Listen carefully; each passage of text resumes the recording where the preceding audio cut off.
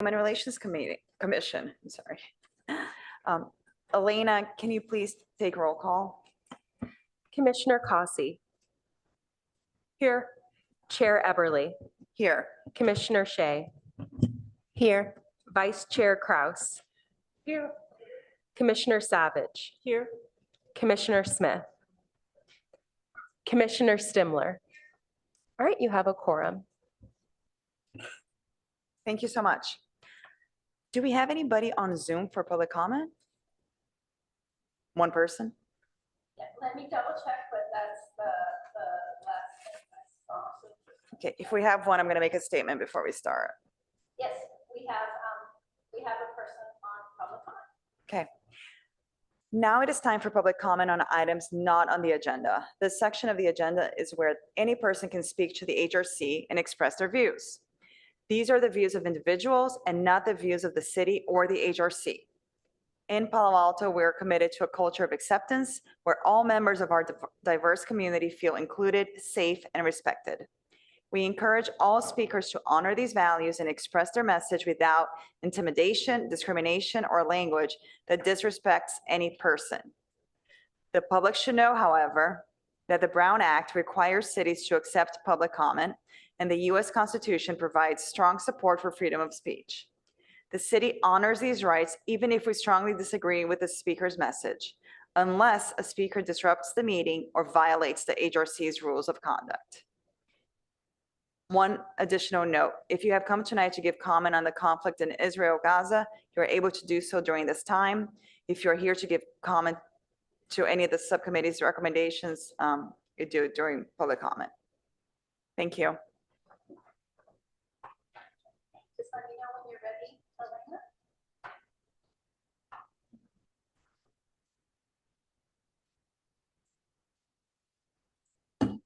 Aaron, go ahead, you have 3 minutes. Hello, can you hear me? We can go ahead, please. Okay, so yesterday, I apologize. I missed you guys by a few minutes, so I didn't get to chat. But on Monday night, I attended the Redwood City Council meeting. There were 130 speakers on the freedom fighter Palestinian issue.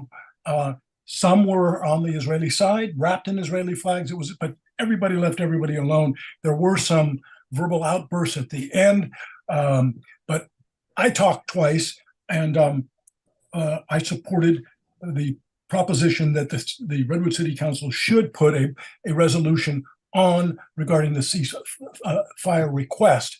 They didn't do that. They voted 5-2 against it. But what they did do, which the cowardly Palo Alto City Council won't do, is at least all the council members listened, and then 2 of them voted for putting the resolution on the calendar, 5 against it. But every one of them spent time with the city, with the members of the community, explaining why they took that particular position, which is very consistent with Republican Party versus White, that talks about the right of the citizens to be fully informed regarding the views on the most controversial issues of their elected officials.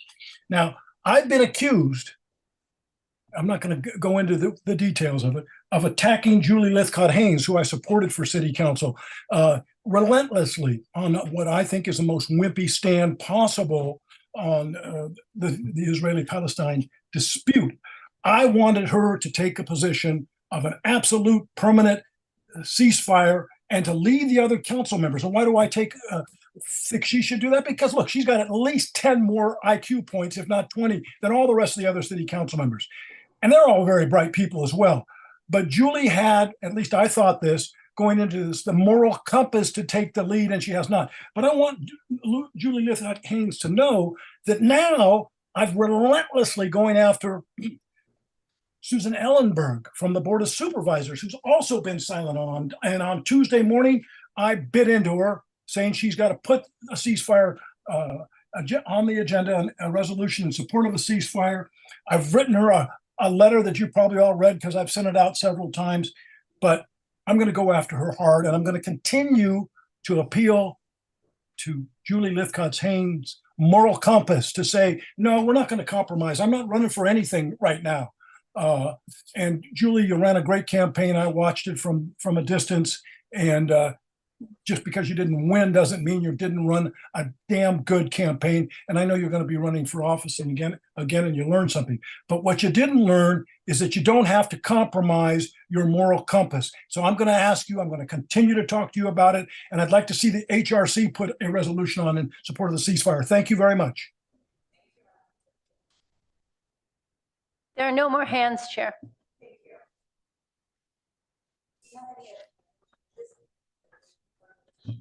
And Chair, if you could be a little closer. If I could turn on my own microphone, but if you could be a little closer to yours, that would be great. Okay. Do we have any agenda changes, additions, or deletions? No? All right, so we're gonna move on to the approval of the minutes. First, the minutes from our meeting on February 8th. I was not present at that meeting, so I'm going to abstain. Do we have a motion to approve the minutes? I move to approve. Okay. Elena, do you need to put it up, or is this? No, the language is pretty standard. Okay. Unless you like it. No. So Commissioner Savage moved to approve the minutes. Do we have a second? Okay, yeah? Can you put on your microphone, Vice Chair, please? Sorry, I second. Yes, you can. So Vice Chair Krause seconds it.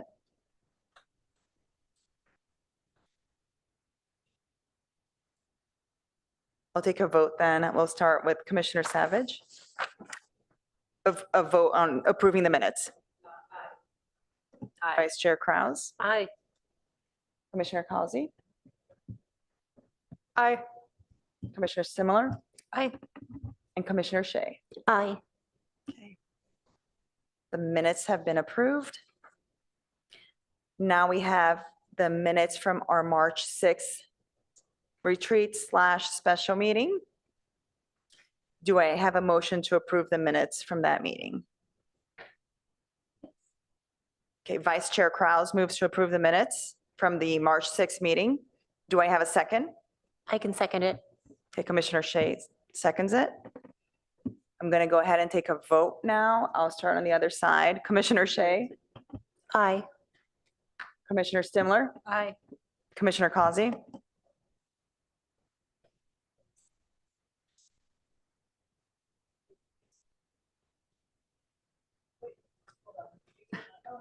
To the clerk on the side. Aye. okay, Commissioner Savage, Aye. Vice Chair Krause, Aye. and Chair Eberly, aye. The minutes have been approved. Okay. We're going quick. We're going to move on to the first business item. This is an update from the Palo Alto Mediation Program. If you guys can come to the mic, please. They're going to talk about their programs and services. And we have 3 presenters today. Carol Kahn, the Executive Director from Project Sentinel. Adrian Ho, who is the co-chair of PAMP. And Nama Porat, I hope I'm saying correctly, who is a volunteer mediator. Thank you so much for being here. And you just need to press the button when you're speaking. Hold it or just press it once? Just press it once. Okay. The way we're going to handle this is we're going to have a presentation, then I'm going to ask the commissioners if they have any questions. We'll then open up for public comment, and then we'll come back for discussion. Thank you so much. Go ahead. Okay, I think this is on. Again, my name is Adrian Ho, one of the co-chairs of the Palo Alto Mediation Program. We've prepared a few slides for you, so I thought that maybe we'd take 10 to 15 minutes just going through those. Talk a little bit about who we are, mediation in general, and then maybe open it up for some Q&A for the rest of the time. Okay, so next slide, please. So the Palo Alto Mediation Program is a community service program established by the HRC. And our role is to provide mediation and dispute resolution services to folks that live or work in Palo Alto or Stanford. Again, tonight, we just want to give you an overview of who we are and what we do. Next slide, please. We'll start with a little bit of a general overview about what is mediation. Next slide. So I love this quote, which reads, "Conflict is inevitable, but combat is optional." You know, when as individuals, we have our own needs and interests, and when we come together, sometimes they conflict. So conflict is just part of life. It's always going to be there.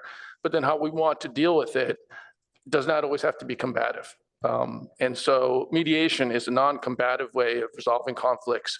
And there are a lot of advantages to it because, you know, when you're fighting, it's a little stressful. Mediation hopefully is a way to resolve conflicts without that kind of stress. So the next slide, talk a little bit about contrasting mediation versus combat. In mediation, we bring the parties together in a face-to-face meeting in the presence of one of us, a neutral third-party mediator. And basically, we just let them talk to each other. We help them talk to each other. And we want to make sure they're safe. They feel safe so they can express, like, this is what I want, this is what I need. And there's a lot of details involved. I won't get into all that, but the main thing is that we don't force anything. We're not like judges. We don't impose anything from the outside, but we really just let them talk to each other and come to some sort of agreement on their own. And it's very flexible. But the beauty of the non-forcing is that anything they come to freely. And so we don't really have to enforce it afterwards. And the kind of agreements that can be crafted are very flexible. In contrast, on the other side of the slide, we have combat, which is very stressful. It's adversarial. And generally, even if you come to some kind of a solution, there's like a winner and a loser, right? And the loser, you know, is not going to be that happy about it. So you may be able to reach some kind of a solution, but there's still tension and stress involved because there's a winner and a loser. And I would include the legal system as sort of a kind of a formalized combat because you're trying to prove your case and prove the other side wrong. Okay. Next slide. So another slide just contrasting a little bit with the legal system. You know, cost mediation's free. Legal system, you can have attorney's fees. The time in mediation, it's typically a face-to-face meeting, which takes 2 to 3 hours, not a lot of time. The judgment is quite flexible. And because it's flexible, the agreements don't have to, because the agreement is freely arrived at by the parties, there's no enforcement necessary. So it frees up the court system. Judgments don't have to be enforced. Yeah, so, and because of these advantages, in fact, a lot of civil courts will require mediation before a judge hears a case. The judge will often send the folks out into the hallway with a mediator. Hey, you guys talk first a little bit, and then if you can't solve it, then come to see me. Okay. I think I'll turn it over to Nama for the next session, talk a little bit more about our program within the context of mediation. Thank you, Adrian. How we can do, so yeah, like Adrian said, I'll talk a little bit about it, the Palo Alto mediation program. Next slide. So who we are, we're a group of around 15 people, city appointed. We're all volunteers, and we've all had training in mediation, different levels, although the common one that we all receive, we'll talk about it a bit later, is a basic 40-hour mediation training. The operations are through the City Human Relations Commission, the HRC.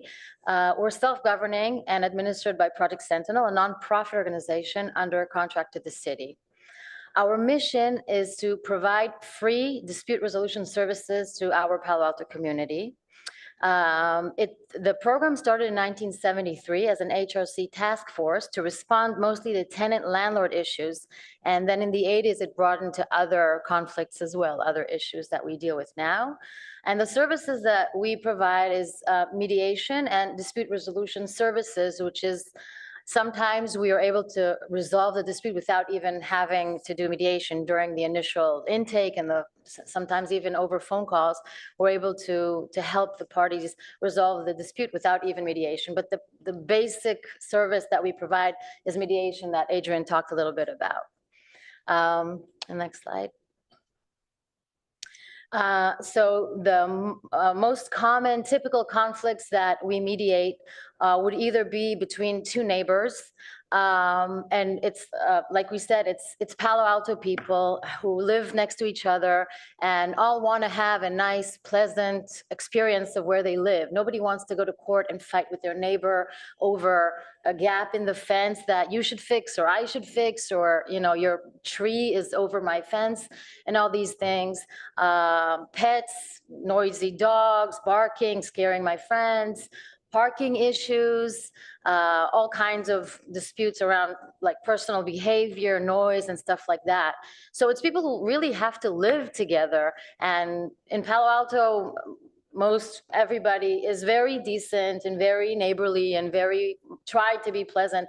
So having to go to court to sue your neighbor over a tree, nobody wants to do that. I've had friends who know that I'm in mediation come up and ask me about this because I just moved to this house and her tree is like dropping fruit on my yard. What am I going to do? This is a great solution because you get in a room with the person and you can talk through us, with us, and finish with a handshake, finish in a positive way versus, getting a judgment and then having the person hate you and have negative feelings. The other type of conflict that we deal with a lot of the time is landlord-tenant, which there's all kinds of disputes sometimes. Again, people just don't want to go to court, don't want to waste money on it, don't want to be in that situation, don't want the situation to become too combative, especially if they want to continue to live there. And sometimes it's an apartment building with an apartment manager and stuff like that. So like it could be about repairs that are not done in time, rent increases, security deposits after the fact, all kinds of lease agreements that somebody maybe wants to break or change. They're having a hard time communicating with the landlord or the management company. So they come to us and then we can just kind of, again, get people in the room and try to keep it positive and finish on a common note versus a combative note. And there's other kinds of people, organizations in the community that might come into any kind of conflict, and we can basically offer help and our services to anybody who wants to, assuming that it's in our capabilities. Next slide.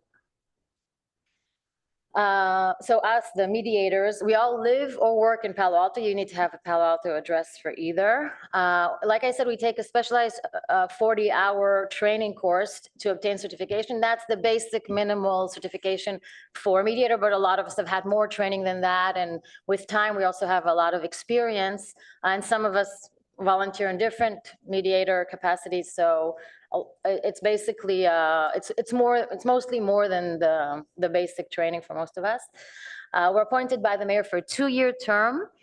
You can extend it if you meet the criteria and you want to. And we receive ongoing trainings, and we have different kinds of refreshments and focus on the material and focuses that we feel that, or our managers feel that it would be good to refresh on. Mediators are mostly skilled in neutrality. We try to make sure that parties understand we're impartial, we're neutral, we're not taking any sides, we're here to help both. We try to show empathy. It's a very important thing because people come very loaded to these meetings, and it's good that they feel somebody cares. Active listening, we reflect back, summarizing. These are some of the things that are strategies that we do to help get the conversation going, try to help them find common ground, like the things that are low-hanging fruit that they can agree on and move forward.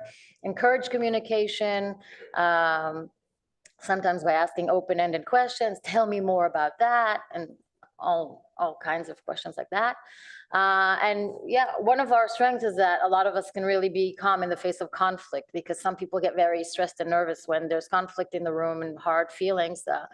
And one of our important skills is that we're used to it and we can handle it and kind of like let it have space, and it helps people get things out and calm down and move forward with some sort of resolution. Next slide. Our sessions are typically 2 to 3 hours. Normally, we are 2 mediators. We try not to do it as a single person. It's very productive to have 2 people in the room or in the session. It's mostly in person. We try to do it in person, always in a neutral site. We're not going to go to the management company's office or something like that. Sometimes in Mitchell Park Library, the Art Center, Carbaloo Community Center. It can also be on Zoom, especially since COVID, the Zoom volume has gone up, but we prefer to do it in person if possible. And it mostly results in an agreement. It's mostly 80% of the time, apparently, it's resulting in an agreement between the parties, which helps them just finish and resolve the matter without having to go to court and sue each other or keep fighting. So that's what we feel is a successful if they come to an agreement at the end. Next slide. And I think now I'm going to turn over to Carol.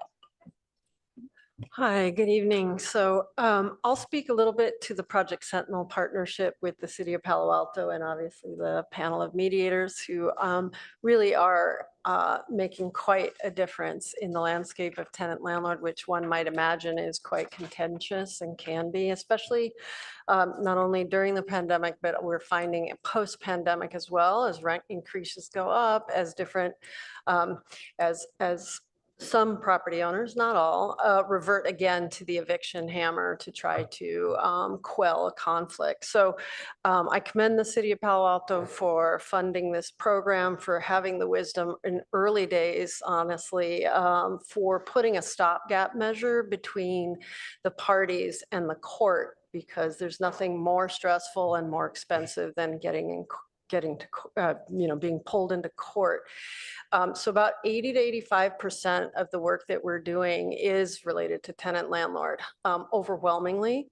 And Project Sentinel has a proposition inside the continuum of dispute resolution, which is that we first take that into sort of inquiry call, which we like to call the welcome call, to talk to either the tenant or the landlord about what it is in that in the housing situation that's causing a problem.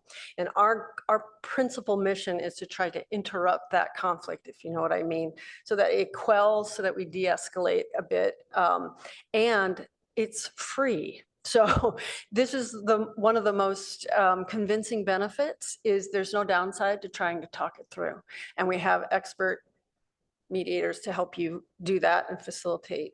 The mediators do an amazing job at first case developing the matter, in the sense that they talk with each side. They find out what's most important to each person. What are your goals, your interests, and then look to figure through how to either through a conciliation process, more like an ombuds process, or a formal structured mediation, how to bring the parties to a more gentle, de-escalated agreement or place for agreement.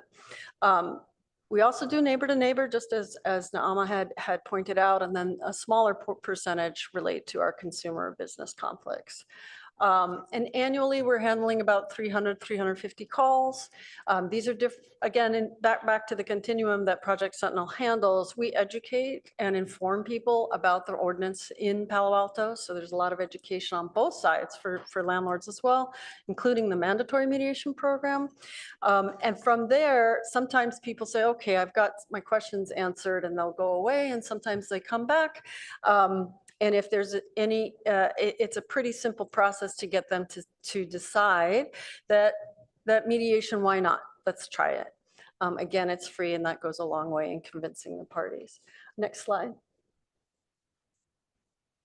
So did want to take a minute here to let you all be aware that there is a Palo Alto Mediation Program website. This is the homepage. It gets about, let's see, It has gotten 4,237 page views. So it's searchable online and people do, and there's incredible amounts of information here, including for the mediators, the forms, the different agreements, confidentiality and so on, anything that the mediators would need as well as for the public. So it tries to get both audience, both audiences with what information is necessary. I do want to say that Project Sentinel also is very active trying to raise awareness around the program as much as we possibly can. We would love to hear if there are other ideas that you all have, but we, with regularity, try to table at any of the community events. We're over at Stanford. We were just there 2 weeks ago. Different other ways. We also, through social media and digital awareness building, we continually do that, and with our help through Minka with the city channels as well. Number of different ways we're continually trying to get the word out, but we're very open to other ideas as well. Next slide. Okay, I guess at this point, that's pretty much what we have, but we do want to just sort of open it up for some discussion and Q&A. But I would say one other thing is we are seeking a little bit of help, potential help from you, which is that, we think that we provide a good service and we can help a lot of people, but a lot of people don't know what mediation is. They're used to seeing Judge Judy on TV and they'll just go to court. So they don't know about mediation. And then even if they know about mediation, they may not know that there's this free service available to them. So we are always challenged to just have people know about us. And so we're hoping that maybe you guys are working with a lot of programs in the community and wondering if there are ways that we could, if you know of people that could use these services or organizations which we can present to and just sort of get the word out, that would be very useful. And then obviously things that we could help you on, please let us know. I did want to add one comment around the outreach that we do for mom and pop landlords and landlords or property providers, which is maybe property managers and landlords in Palo Alto. We just ran a campaign in the first half of the year. We're running it again in the second half of the year because part of it is really educating the landlords about what their obligations are under the ordinance in Palo Alto. And that's a key component of even stopping conflicts before they start. So we've mailed out about 4,000 postcards now with just, are you aware there's some new ordinance and information in Palo Alto, including you need to register and some of the other obligations that landlords have. So I want to just emphasize the neutrality piece where we really try to educate both sides, because there's nothing more important than people coming to a mediation table already with some information education. Thank you so much. Let me see if we have any questions from our commissioners. All right, Vice Chair Krause. I have a couple of questions. And in full disclosure, I've been an expert in mediation cases ordered by the court. And I've worked on all sides and have a record for settling things out of court. Any event, but I'm not a lawyer, in full disclosure. Here's a couple questions. Is there any way, is there a mechanism, if both parties agree, to make the mediation binding? Do you have that infrastructure? What do you mean by binding? It's a legal term, which means what you decide, and you can help me on this, fellow lawyer, is what you have to do. It's binding. So I may just offer one element of an answer, which is that we don't start out with an agreement around binding, non-binding. What we start out with, or can happen, is we may put in, mediators may put in the agreement, if something goes off the rails, do you want enforcement in court? And that's just something that both sides would agree to. But do you have the otherwise, there's not. infrastructure to, if both parties agree, to make it binding? That's the question. Not that I'm aware Yeah, I Can mean, you enforce it? I think, No. No, we cannot. And we don't attempt to. Once Okay. they're out of the room, the agreement is between them and there's some trust that you have to put in the process and between each other. And sometimes people come back if things don't fall into place to continue mediation, but we don't have any kind of police infrastructure or anything. I mean, I think I will say that the agreements can be, I mean, the agreements are very flexible. They can put whatever they want into it. So they're different levels. I mean, generally they're confidential and there's a checkbox that says this is not to be revealed outside of this session. But people can say, no, I want to be able to show this to somebody else. And as long as both sides agree to it, we can write that into the agreement. We could also say that, to the extent that they both agree what binding is, we could write that into the agreement that they could, certainly present this at court if they ever had to. As long as both sides agree, we could write that in, but we don't have any infrastructure to enforce it. Yeah, I mean, but people can be very creative about what they put in their agreements, and as long as both sides are willingly, come to that agreement, that's fine. Okay. And we Next do one. try to be very specific in the terms. We try to put in the agreement specific terms, like you're gonna call for an assessment of the fence by this date you're gonna check 2 people to make it as specific as possible so that it's easier to follow and it's easier to know if it's not being followed. That helps. That's helpful. And Commissioner Kraus, I'll also just volunteer that there's a little bit of a difference in style from litigation in court and mediation in court. Yeah. Or through the court process versus community mediation. It's Yeah. a little more informal that way, I guess. Okay, next question on the same vein. Is there a step in which you say, now go to small claims court? Or you don't have that kind of infrastructure? If there's an impasse? If, for example, they don't come to a resolution, let's Yeah. say, the next available avenue might be. It could, but it's entirely up to them. We really Yeah. don't, we really don't push anything. What we might say is, what would happen if we don't reach an agreement? What would that look like? And I get them to think about it. And often they will think, geez, I might have to go to small claims court. That might take a lot of time. I might not win. I don't really like that. And that might bring them back to the table. But that's really, we're not doing anything to push them toward small claims court or anything like that. We try to avoid that. Yeah. We try to help them avoid that. Can you just? Yeah. Yeah. Okay, we'll share. Yeah, we try to avoid having them go to court. Okay. It's not like the next step, it's the opposite. It's so that you don't have to. You say you've had over 4,237 page views. Over what website. period of time? Is it the life of your program? No, from July 1st for this fiscal year, sorry. Woo. Yeah. That's impressive. Good. Yeah, it does seem that the online presence, we also have had like 167,000 impressions from our Facebook ads and our social media outreach. And so what impressions mean, just like page views, is eyeballs have seen it, have looked at it. So it's viable online. There's a lot of activity that way. It's always about the conversion. Do they So if then you want decide? it, you can get it. I'm sorry? If you want mediation, you can get it. Correct. There's not a waiting line. Correct.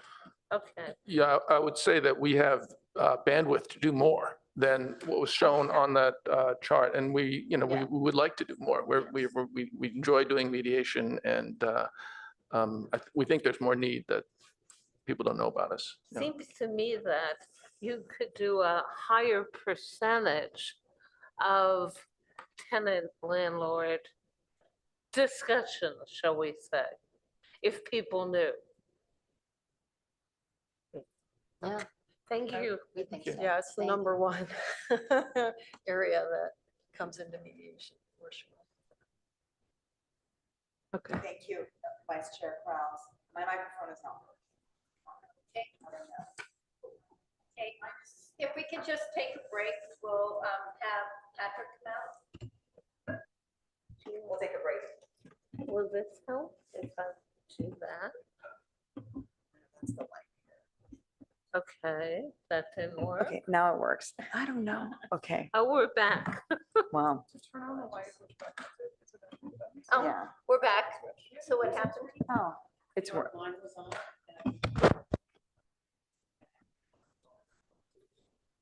But that, Yeah. do they override? Oh.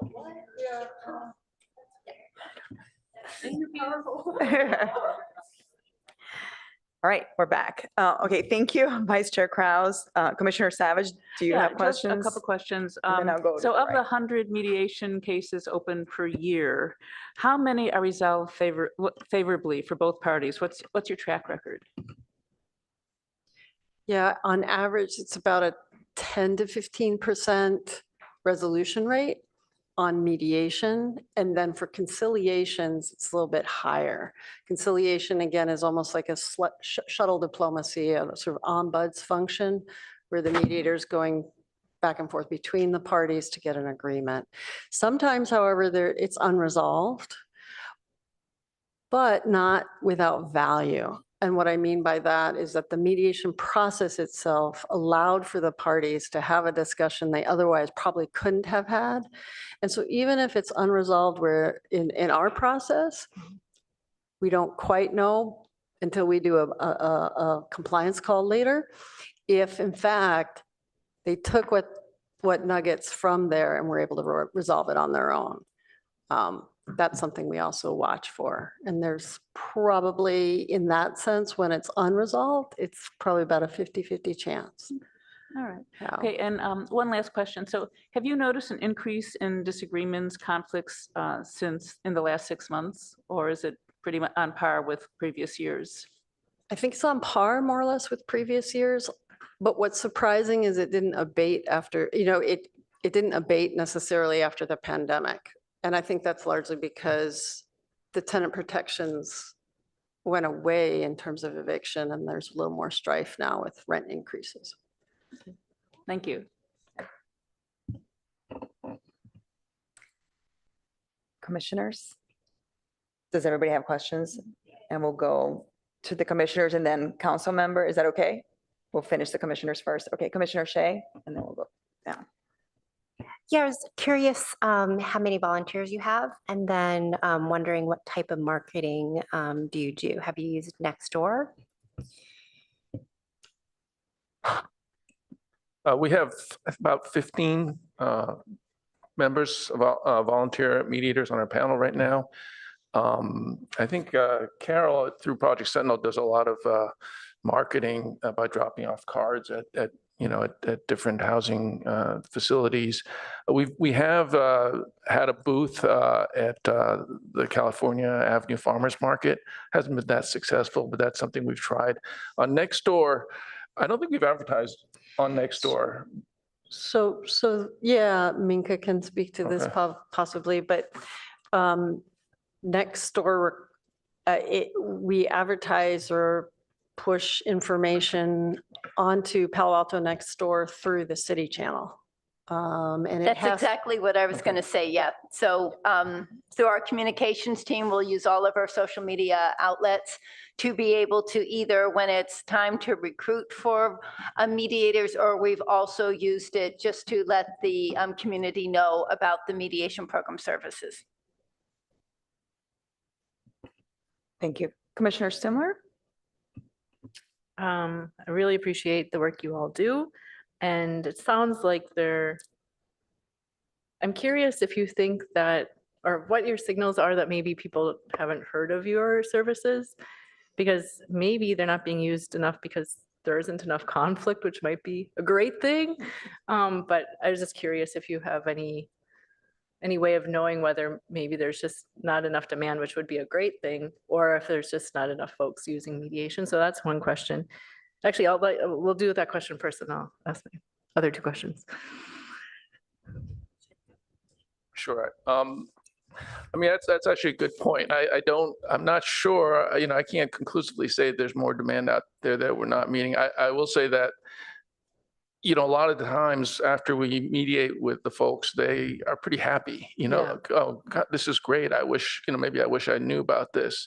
So we get comments like that. And I know maybe, again, this might be sort of biased, but I often see things on the news and I say, well, they could use mediation, but I'm sort of biased. So, Yeah. It's funny because our commission has been working a lot with a very high conflict topic right now, which is a lot of tension between our Jewish and Israeli communities and our Middle Eastern, Muslim, and Arab and Palestinian community. And I'm curious if it's just interesting that you all are coming to our meeting immediately after our meeting around that conflict. And one of the things we recommended was a social media campaign around resources that Palo Alto has for building community. And it does seem like mediation might fall into something that could be a part of that message, that Palo Alto is a place where we come together with our differences, that we want you to get to know your neighbor through get to neighbor.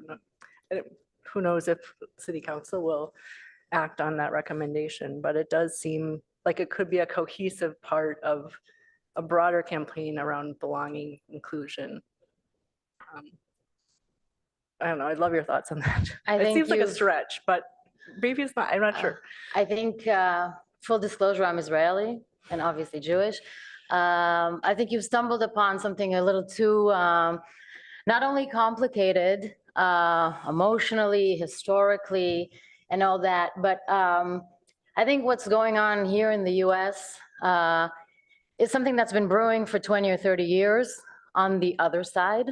We're just waking up now to see the results of it on college campuses and in ethnic studies in high school that are trying to be implemented.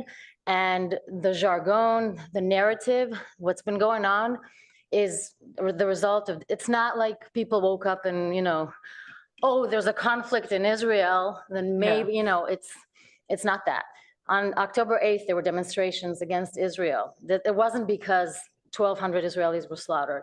Yeah. It was brewing a very long time. It's more along the lines of a conspiracy that's been, from other places in the world with other powers in play and other interests. So, and by the way, I think that the people, and I know that the people who've been going from council to council are the same people. It's not like you have Palo Alto people coming to Palo Alto Council because they feel strongly that there needs to be peace in the Middle East. Asking for a ceasefire, it's not really wanting peace. There's a ceasefire on the table. Israel already said yes to it. It's something a lot deeper and darker than that, unfortunately. And you can see the same people spewing the same lies and the same craziness and violence. Can we go back to the Yeah. agenda item? I think I might have taken a steer and I apologize. So my It was answer just is that I don't think Yes, I mediation understand. would help. If it were Palo it's not the Alto right citizens, then context maybe, but in which to bring up the mediation services of the city. yeah, Got it. Okay. I understand. unfortunately. Commissioner Stimler, I would like to speak to that notion, however, that as Adrian pointed out in the very first slide, conflict's a part of life. And there are some, as Naama is saying, that are very, very deep conflicts that the world for 70 years hasn't been able to, necessarily figure through. But, best practices communication does create community. Having people who are at a place where peacemaking can take hold as an aspirational goal, and having roundtables or colloquies or whatever you want to say around best practices for how we can get along. And mediators are especially skilled in those kinds of conversations. So just wanted to comment. I Thank you was for that. taken with your idea. My next question is much more on point, which is about, what did you say? There was a question around what percentage of the mediations end amicably or with a resolution. And I think it was 80 in the presentation. Well, yeah, that Okay, People satisfied yeah, are like satisfied. over 80% okay. satisfied. And part of the reason is also what Adrian had explained, where it's voluntary. People are, their first agreement with each other is to come together. So that's already a step one. And then they engage in the process, which is where they just thought, oh, come in with a preconceived idea. I'm just going to have to give up a bunch of things. Or they don't really understand the process itself. And then when they go through it, they understand better that it's about sort of unearthing where things fell off, how to reestablish relationship, how in fact move forward. And that's why it's also very powerful when people have to coexist over time, like long Yeah, time, yep. like neighbors and tenants. And that. I just want to say it's not completely black and white. It's not necessarily a binary thing. Sometimes we see people, I think there's a lot of value just bringing two people into the same room that can see each other as human beings. And the more time you spend with each other, a lot of amazing things can happen.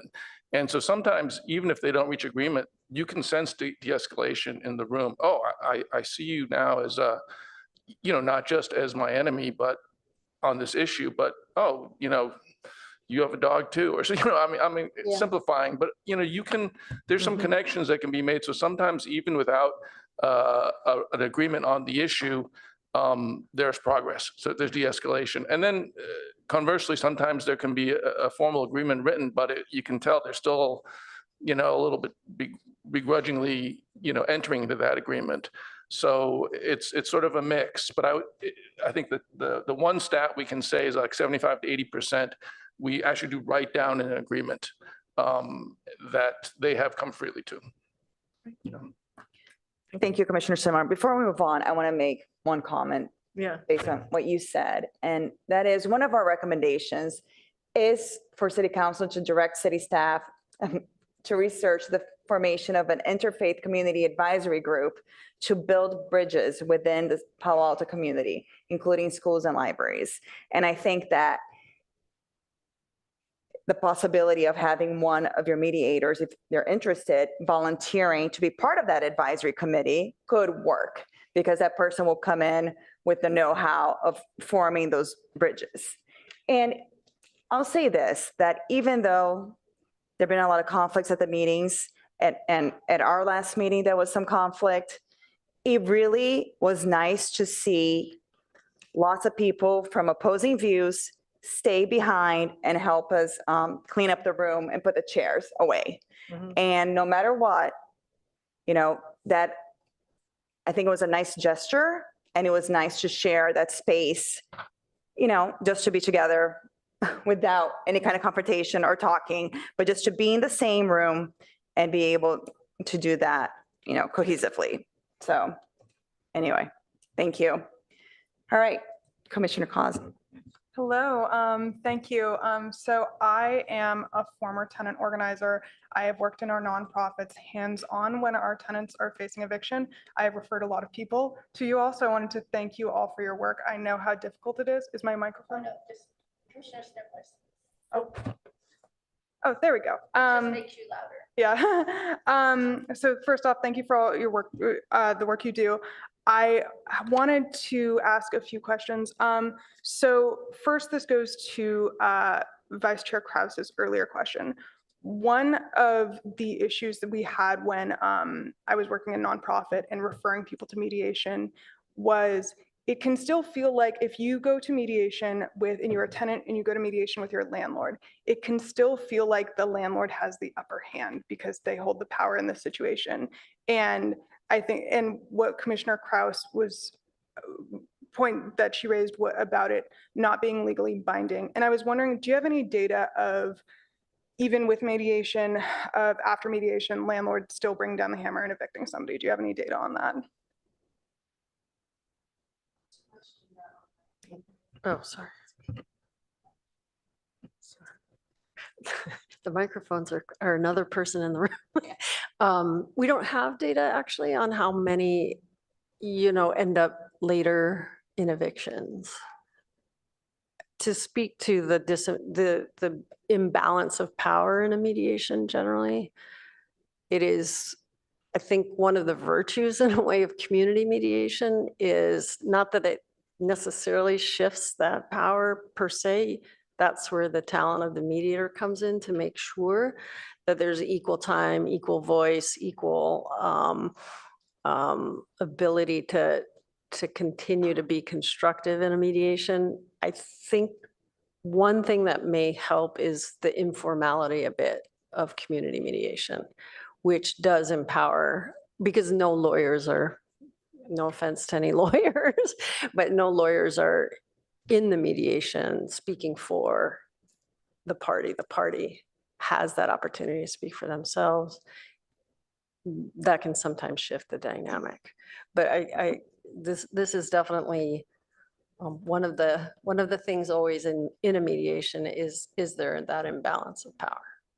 In my experience, when there's landlord tenants, and a lot of times it's building managers or property managers, they seem even on the other side, like they're trying to be helpful and to come, like they even come into most cases that I've seen. Of course, I don't want to generalize too much, but I haven't felt like anger on their part or, antagonism or frustration. I felt like they really want to resolve this. They want the tenants to be happy.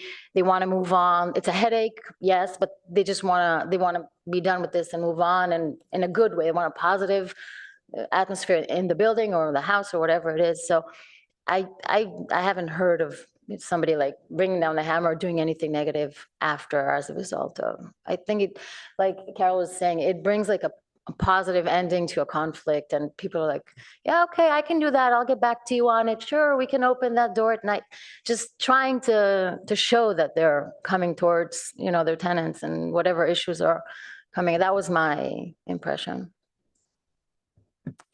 Thank you. I was curious, are most of the landlord tenant mediation cases, is it mostly mom and pop landlords, or is it mostly large? Oh, mostly mom and pop. Okay. Yeah, I was just gonna say, I think it is a variety actually. But I do think, to the former question, mom and pops are also property providers. And in some ways, sometimes the imbalance of power goes the other way, where the mom and pop not as informed, maybe English is not their first language, and they're at somewhat of a disadvantage around a tenant who's pretty informed and knows how to make their arguments. So it depends, but yes, mom and pops for sure. They're, I think, an underserved population generally, which isn't to say that there aren't also the property managers for, multi-unit buildings and things. Absolutely, absolutely. And again, I wanted to thank you for especially emphasizing educating people on your program, educating what you just touched on is there's a degree of landlord education that has to happen. I do want to see you serve more people. Like, having worked with tenants, I know how deeply the need is in the community. And on the subject of tenants, and this goes to, I think, what Commissioner Stimler was trying to say earlier was, I'm very aware, having worked with tenants, of when racism, when discrimination is an aspect of an eviction. And I was wondering, in terms of referring people to you, if we, and this is a small piece of the issue we've been handling at our other meetings, but if we do have two community members who are in conflict as neighbors, where they feel like they're experiencing microaggressions, like discrimination between the two of them, could we refer them to you?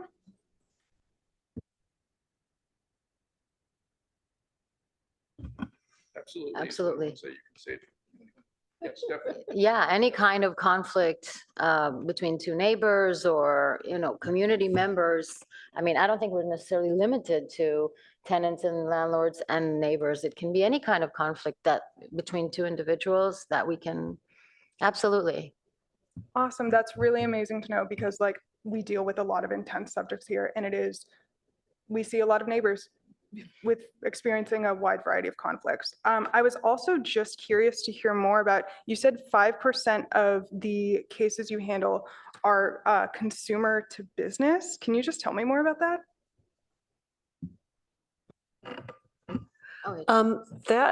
Generally speaking, that's between patrons and business owners, as opposed to business, which is a little bit more commercial mediation.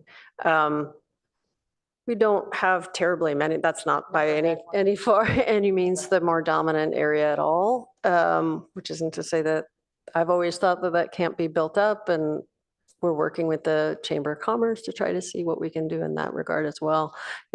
It's really, again, about the community and the neighborhood and the business, small business owner, for example, is equally part of all that. I mean, I've seen cases, I mediate in court as well, small claims court. I mean, I also do civil harassment, but small claims court would be like, I gave my dress to the dry cleaner and they ruined it, and it was a one of a kind from China from 100 years ago. That could have been mediated without having to go to court. Stuff like that can clean up a lot of space in the courts and avoid that whole, going to court is stressful. And if you can sit down with the dry cleaner and talk in an office and figure out some sort of solution, I think it would be very helpful and pleasant, much more than having to go to court. Awesome, thank you so much. As a commission, we're always trying to see how we can bring neighbors together and find harmony. So thank you for all the work you do. I just have one more kind of a follow-up to hers. Can I jump in real quick? Go ahead. What about employees and small business owners? Is that one that you see? We don't get too many of those at all. Again, it'll be more outreach to business owners that it's available. They would probably go through like HR and their. Yeah, I think employment is a little bit more tricky, just there's many layers within. I mean, a big company would have an HR department, but a small business may not. And that's certainly something that we Yeah, I was could just do. thinking like the mom and pops, just like there's Yeah. landlords, mom and pops, the dry cleaner shop where the teenager didn't show up and they got fired, like. Yeah, the Can they- principles yeah. of mediation would work in that kind of dispute, certainly. I had another question. Thank you. Okay, and then we'll go over to Yes. Councilmember Lithcott Haynes. Sorry, you said that 80% of customers were, satisfied with mediation. How do you evaluate that? And then I was just curious about the 20% who didn't feel that they were satisfied with the services. Do they give a reason? Well, it's not satisfied or dissatisfied. It's whether there's a formal agreement reached at the end of the meeting. That's the 80%. So, I mean, I would assume that those folks are pretty satisfied. The other 20, I don't know. We do have a survey afterwards, and I'm sorry, I don't think we have the stats on that right now, unless you. Yeah, I'll speak to that just a bit quickly. So after, when parties have come together, then a survey is issued right then at the end. And whether they've resolved or not resolved, actually, they can fill it out and say, while we didn't come to an agreement, this process was useful. This process was, opened my eyes to some things I didn't understand before. It can be like that. Generally speaking, in mediation itself, just as a practice, it is around those same ratios, 75, 80% satisfaction rate. And the reason again for that is that the parties are coming voluntarily. It's something they have some control over as opposed to an arbitration or a judge who says this is the decision. And you try to have win-win solutions. It might not be everything somebody wanted, but something that's going to fall together in a way that people can live with and continue their relationship beyond the conflict. All right, Commissioner Cos, you have something quick before we Real move quick, on? I was wondering, I know, I'm really glad to hear that your services don't just apply to tenant landlord, but I was wondering, this is something we always floated in tenant spaces. When tenants sign their lease in Palo Alto leases, does it include information that mediation services are available in Palo Alto? Yes. They are required Yeah. to have information about the mandatory response program, which is supposed to be listed in 3 languages in the lease agreement. The issue is that does not always happen, and it usually doesn't happen because the landlord just doesn't know about it. So I think these are some of the issues as we move towards more the new version of the rental program, that some of those issues we'd be able to have more information on more landlords and be able to communicate some information on some of the requirements that the city has. Perfect, thank you so much. That is all from me. Thank you. Okay, Councilmember Lithcott Haynes. Thank you, Madam Chair. I want to thank you for your presentation. It left me with a comment and a question. As for my comment, I was going to say that I'd be happy to mention from the dais at our next city council meeting, just as an announcement, to remind people that the mediation project exists and that folks should be, making referrals and promoting you through whatever newsletters and social media that we might personally manage. And my question was going to be along the lines of what Commissioner Stimler asked. Something like, given that you have bandwidth and are looking for more work, and we are seeing unprecedented hurt and frustration and anger on both sides of the conflict in Israel and Gaza in our community, I was going to ask, can you help with the cross-cultural tensions and misunderstandings emanating out of that conflict? But Ms. Porat responded, not answering the question about whether you could help mediate people who are having a tough time with one another on either side of that conflict. And instead you responded with your personal opinion. And I just have to register for the record that I was stunned that a mediator asked, can you help with this issue? Instead chose to respond with her personal views on the issue. In addition, some of your assertions were not factually accurate. For example, the assertion that people advocating for a ceasefire are not Palo Altans is not true. Some of them are Palo Altans. They are my constituents, just as Israeli Americans, Israelis and Jews are my constituents. So I find myself now quite concerned about the Palo Alto mediation program, given the response I just heard to Commissioner Stimler's question. My point was, can I respond to that? My point was that they're not all from Palo Alto, and a lot of the people that are coming from council to council, it's not like a situation that's about Palo Alto in Palo Alto. That was my whole point. That's why, and I'm not sure that it's has anything to do with life in Palo Alto. And what I'm trying to tell you is, it does. We are hearing from Palo Altans that their quality of life in this city, whether they're Israeli, Israeli American, Jewish, Muslim, Arab, or Palestinian, we're hearing from all those folks who are saying it is hard to be me right now in this city. It is hard for my children in our schools. We are hearing from people impacted by this conflict and I say all sides to encompass everybody. My concern is that the question asked was, can the mediation program help people on either side of this conflict begin to broker better mutual respect, understanding, and so on? And you chose to respond with your personal opinion about the issue itself. I take responsibility, and in a situation where I'm asked to mediate a case where I can't be neutral, that's the first thing I say. I have a conflict of interest. And if Adrian, when we left the room, asked me, would you like to be on this? I would say I'm not neutral. But I don't think it in any way impairs my colleagues or the program itself. So let me ask the question again of the program itself. If there is bandwidth, and it sounds like there is, and there are a set of community members who are having trouble neighbor to neighbor, friend to friend, former friend to former friend, addressing issues in our schools, could they bring that to the Palo Alto mediation program and have the hope that there are skilled mediators who would be interested in and capable of helping them begin to reach toward one another in ways they are in toward peace and understanding and at least some kind of diminishment of the anger and the fear? Is your organization capable? Do you have people on staff who would be capable of wading into that admittedly very difficult place? Yeah, I think a couple of things. One, I think I would have to go back to the rest of the group to talk to them about this. I know we've done certain things in the past, more sort of as a facilitation kind of situation where there's multiple people involved. It's more of a facilitation of discussion. We are typically designed to deal with individuals. So if the two individuals had an issue around this, certainly we could do it. But when I think about, larger groups of people, that I think is a slightly different situation.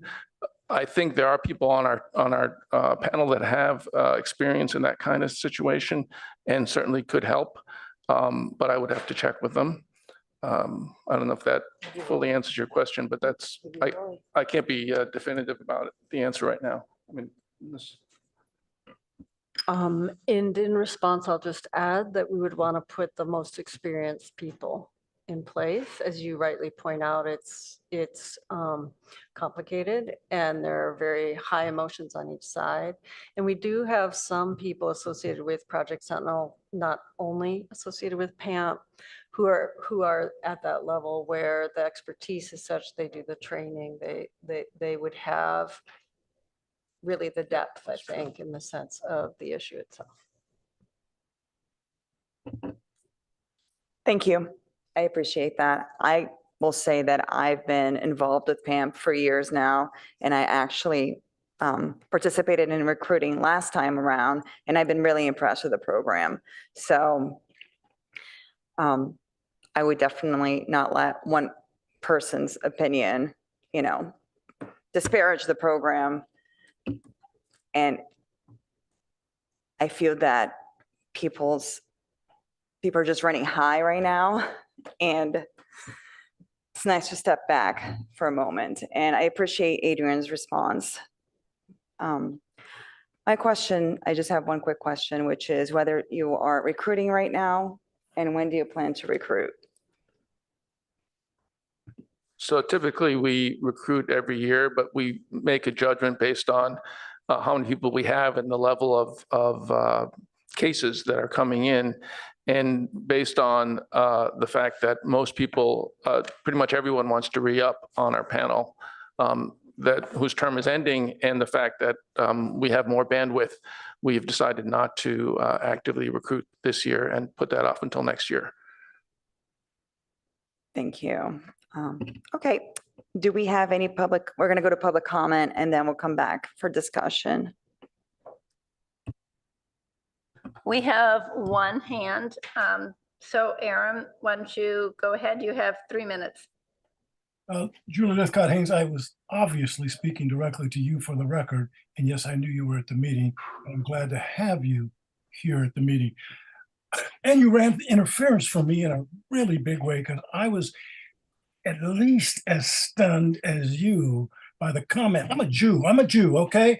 And I'm 75 years old.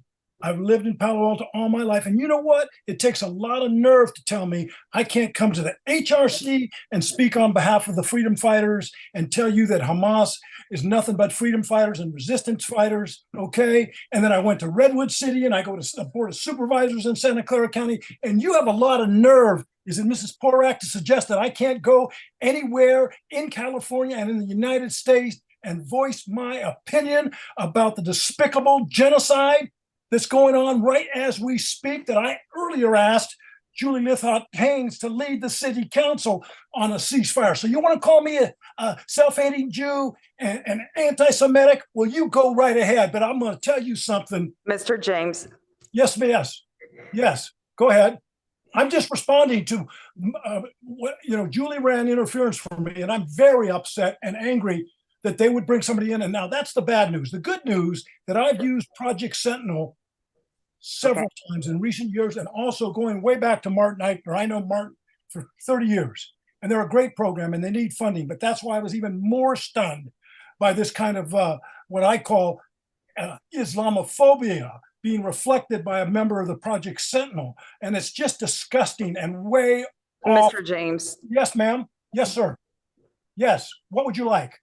I'd like you to stay somewhat on topic. Okay, well, I'm going to tell you that the last few years, I've used Project Sentinel very successfully with a corporate landlord where I'm on the lease. My son lives in an apartment, 100 units. And I note that we just had a sale from one corporate owner, Equitable Residential, to a Spiker Companies Incorporated. And I would tell you that I would like to take a flyer to every single apartment there, because I use the mediation. Every year they want to bump the rent up 10% because of Project Sentinel. Even saying their name this year, I got it bumped down to 7%. So I want to thank you all. I'm just really angry though, that somebody would have the nerve to tell me that I can't speak out as much and as often and as many cities as I want against the genocide. So, you need to look at that woman as to whether you want her as a speaker for you. But in any event, Project Sentinel should be funded generously. They do great work in this community. I've used them for 30 years, and I am just absolutely stunned. And thank you, Julie, for running interference on me, because I'm sure otherwise I would have been prevented from speaking, given that I'm not very measured tonight. Thank you. Thank you, Mr. Aram. I will just say that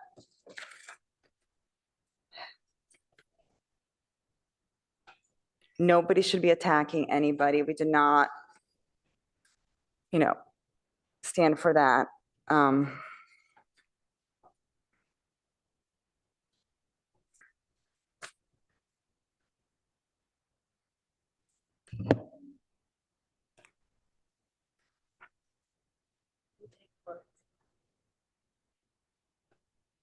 right, we're going to take a 5-minute break.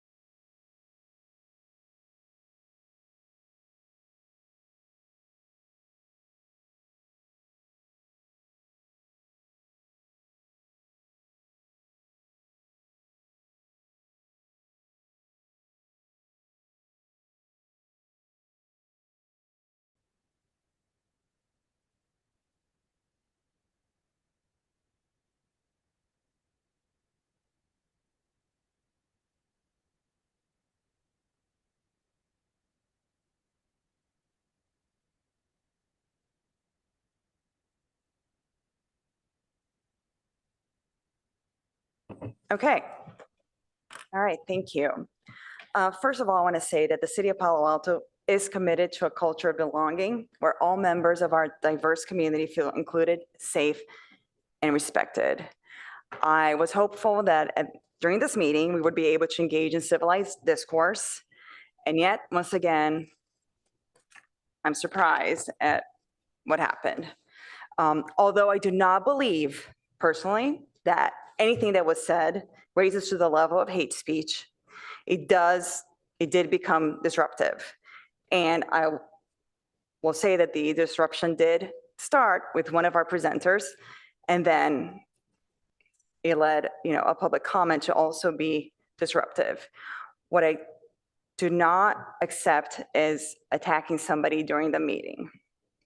I understand we can disagree and we can state our opinions, but this is the second time that somebody is singled out and attacked. And even though I understand what led to it, that's not behavior that's going to be acceptable at the meetings. I want people to feel safe here. I want them to be able to engage in discourse. I just don't want name calling or attacking someone. So if this happens again, I will, mute people. I appreciate the anger that Mr. Aram felt. But, and I was happy that he was able to go back to Project Sentinel and talk about how great the program is. And I also appreciate that the presenter, Ms. Porat, was able to talk about how she would not be involved in those kinds of cases and other mediators would be involved. I do not appreciate that she didn't answer the question that Commissioner Stimler asked. So with that, we're going to open for discussion. Does anybody have anything to say? Any commissioners? I do. Okay, Yeah. commissioners have it. Yeah. Do you have flyers or brochures on the program that you can distribute? Oh, okay. All And right. I did put them at the door in the slots there, which I hope is okay. All right. Yeah. Yeah. You are But we well can- trained for process, Carol, so thank you.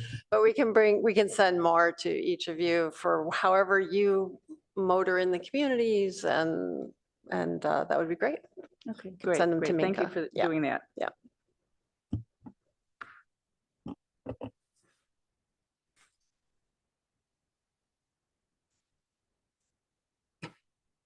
Any other comments? I will say that every time I see requests on any kind of Facebook group that I'm involved in, looking for, a lot of it is landlord tenant or fences. I do recommend your program. So I think we should all, as commissioners, be on the lookout and putting out the word that the program exists and, doing outreach. I've also seen it on Nextdoor, like people responding with that, with the program as well. So I do think that you do have people on the ground referring people to you. Yep, that's wonderful to hear. And we also encourage all the mediators on their own private Nextdoor accounts to also chime in when there's a request or dispute going on between a landlord and tenant in particular. Yeah. Great. All right. Any other closing comments? All right. Well, thank you so much for being here and presenting to us. Like I said, I've been involved as liaison to the program for a couple of years now. If there's anything you need, just reach out. And I appreciate all the work that you do. And I know Adrian puts a ton of time and he's super, he's chair now. When I first started, he was not chair. So he's been moving up the ladder. And it's a really wonderful group of people. So thank you so much.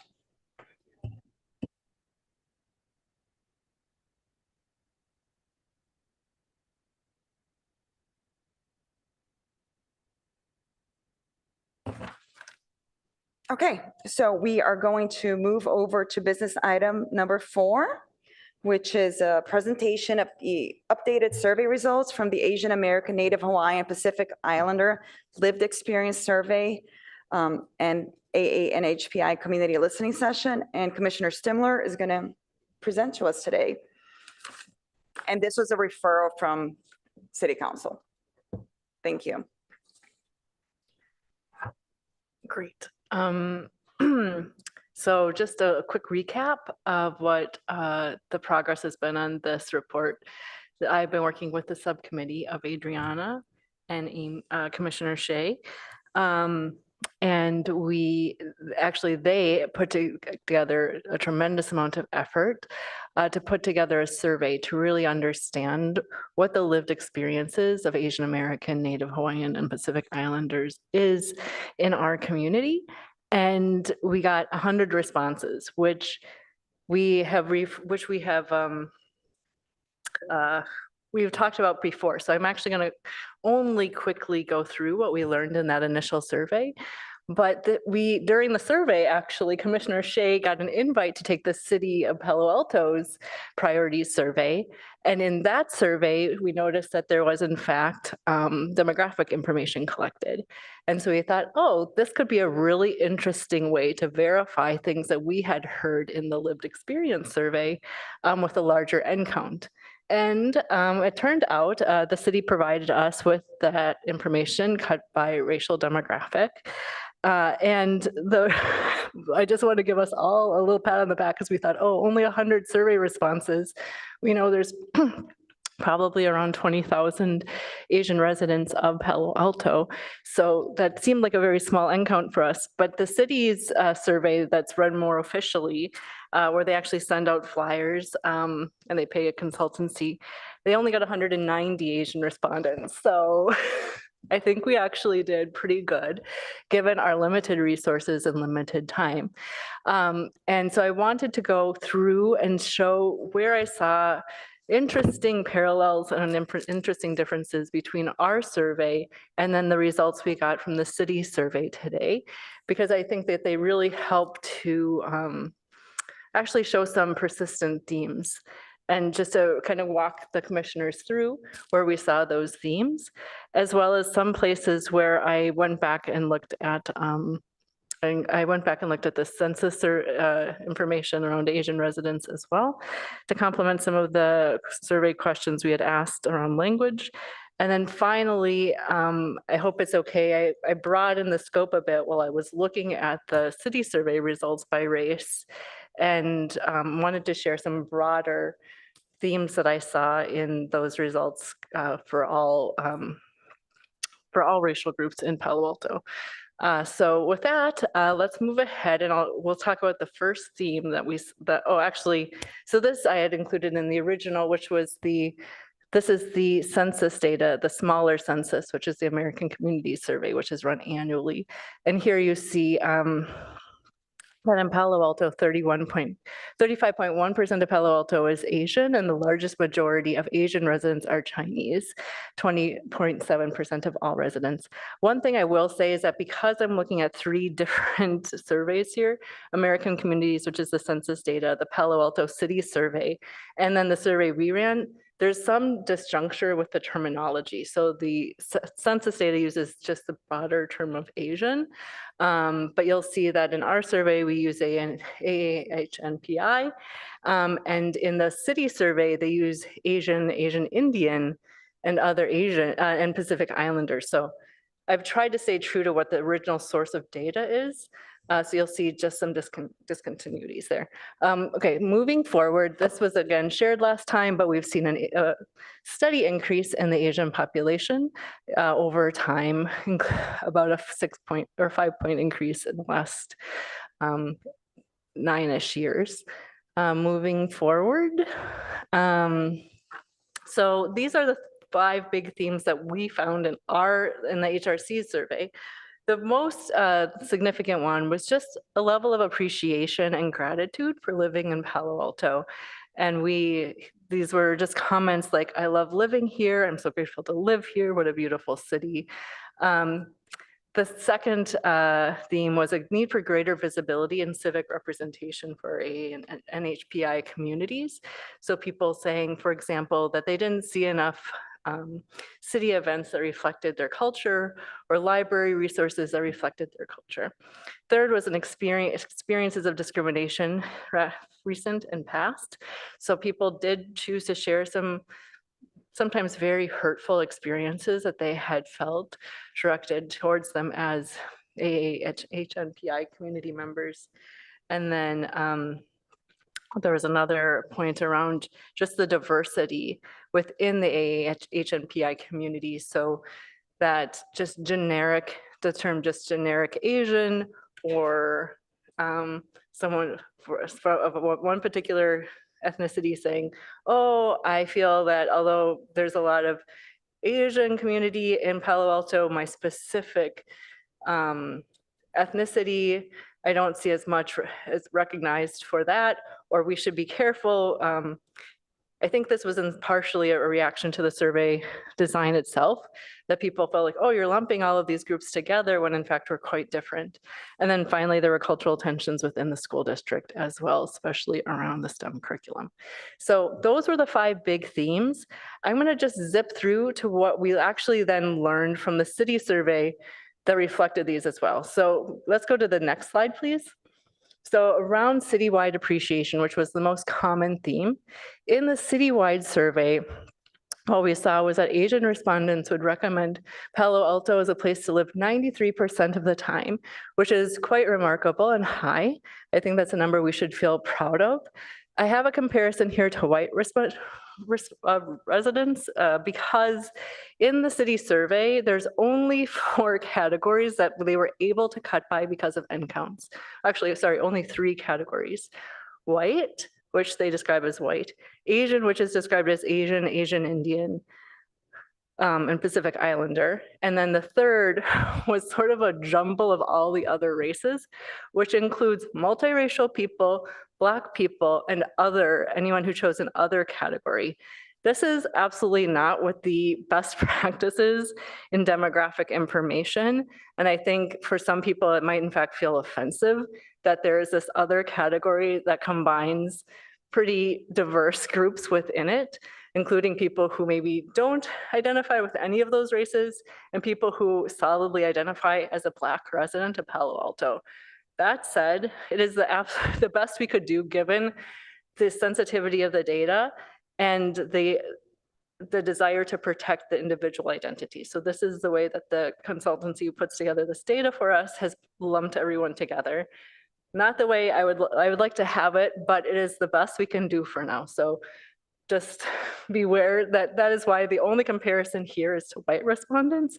I don't mean to make as the default or normative white respondents, but because it's the only clean cut comparison. Otherwise, the other thing we could use as the comparison here is the overall. But the challenge there is that because such a large percentage of the respondents were Asian, including Asians and comparing them to themselves as well as non-Asians, it makes it a difficult comparison because you're not comparing Asians against non-Asians. So this is the best we could do. And I will share some data at the very end that gives a little bit of perspective about the third bucket, which is the multiracial, Black, and other category, just as a heads up. So I know that was a massive disclaimer on this slide, probably more than you needed to know, but because I know that this is dealing with individuals' identities, I wanted to be really clear about why it's being represented the way it is. But overall, what I was trying to say is that the AHNPI residents that we saw in our survey, the majority of the comments were positive and gratitude. And again, what we see in the city survey is very high levels of overall satisfaction with living in Palo Alto. Next slide. Actually, we can skip the next slide and go to the one afterwards. So the second theme was the need for greater visibility and civic representation for NHPI cultures. And what we see in the city survey was that this actually came through as well when we looked at the items, where there were the biggest differences between white and Asian respondents. So these included ratings of our recreation programs and classes, city-sponsored special events, opportunities to attend cultural arts and music activities, and arts programs and theater. And I was actually somewhat surprised to see what a strong continuity there was between the two surveys. That the largest need we heard in our survey was around representation within city cultural events. And what was seen as well for the place where what in the city survey is called Asian, Indian, and Pacific Islander groups were similarly around these kind of cultural moments and cultural events. So I think there's a very strong message being sent through both of these surveys, which is that for A and HMPI cultures, there is a need for broader representation within events and programs that are sponsored by the city. Next slide. And again, yeah, thank you. So the third major theme we heard in the HRC survey was that feedback from HMPI residents showed that there was still some concern around discrimination and in individual and personal experiences of discrimination. In the city survey, what we found similarly were that there were relatively, I would say, low ratings for inclusion within our city from Asian respondents, as well as all actual respondents in the survey. So these were not some of the city's highest areas.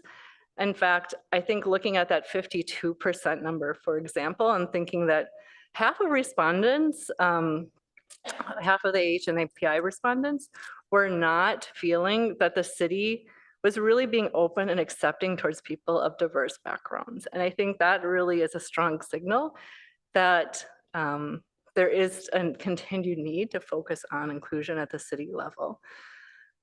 Similarly, so there were two places to rate, two kind of themes within the survey. One was around ratings of community and one was around ratings of the city government. And here we see that only 50% of HMPI residents felt that the city government treated all residents fairly. And again, I think that that is a strong signal that there's some room for improvement around feelings of inclusion with our city government as well. And that could be related to the previous theme, which was the feeling of not being as included and as represented in city events and city resources. Moving forward to the fourth theme, and we can skip this one, which we covered last time. Oh yeah, the fifth theme was around cultural tensions with PAUSD, which was not covered in the city survey. So I didn't have a comparison point with the city survey for this one. Again, oh, sorry, here it says 5 key takeaways because I didn't edit this slide, but I need to. There are now 4 because the 5th one was that we wanted to look at the city survey, which we have now done. So the 4 key takeaways were building greater representation in city boards, adding Asian-centered cultural events, including more multilingual or multicultural resources from within the city, and potentially looking into multilingual wayfaring. Do I need to do the whole thing or can we stop there, see if there are any questions before I go into stuff that is less related to our survey? No, we can see, are there any questions so far? And remember that this is an update to this presentation from back in November or October. I can't Any thoughts on the remember. comparison between the city survey results and the HRC survey results? Mhm. Microphone, Vice Chair, thank you. A quick question. How did you, these 4 categories on the last slide, how did you arrive at them? I mean, what is I can't even say it. Wayfaring? Wayfaring signage. Yep. Help me understand. Sure. So one of the questions was how could the city be more inclusive or I Right. can remember the exact, and those were some of the recommendations we heard within the comments that people wanted more Asian languages represented. got it. And so that was one of Got the, it. that was one of the recommendations. Okay. That came up in a few of the Understand. comments. And multiple dialects or, Yeah, I think, okay, yes. I got it. Yeah, in fact, I have a dive down into the languages. So I looked up in the census to see what the languages were that were spoken in Palo Alto. And unfortunately, the American Communities Survey doesn't have a fine grained detail as the US Census does. But what was interesting to learn was that 33% of Palo Altans do not speak English at home.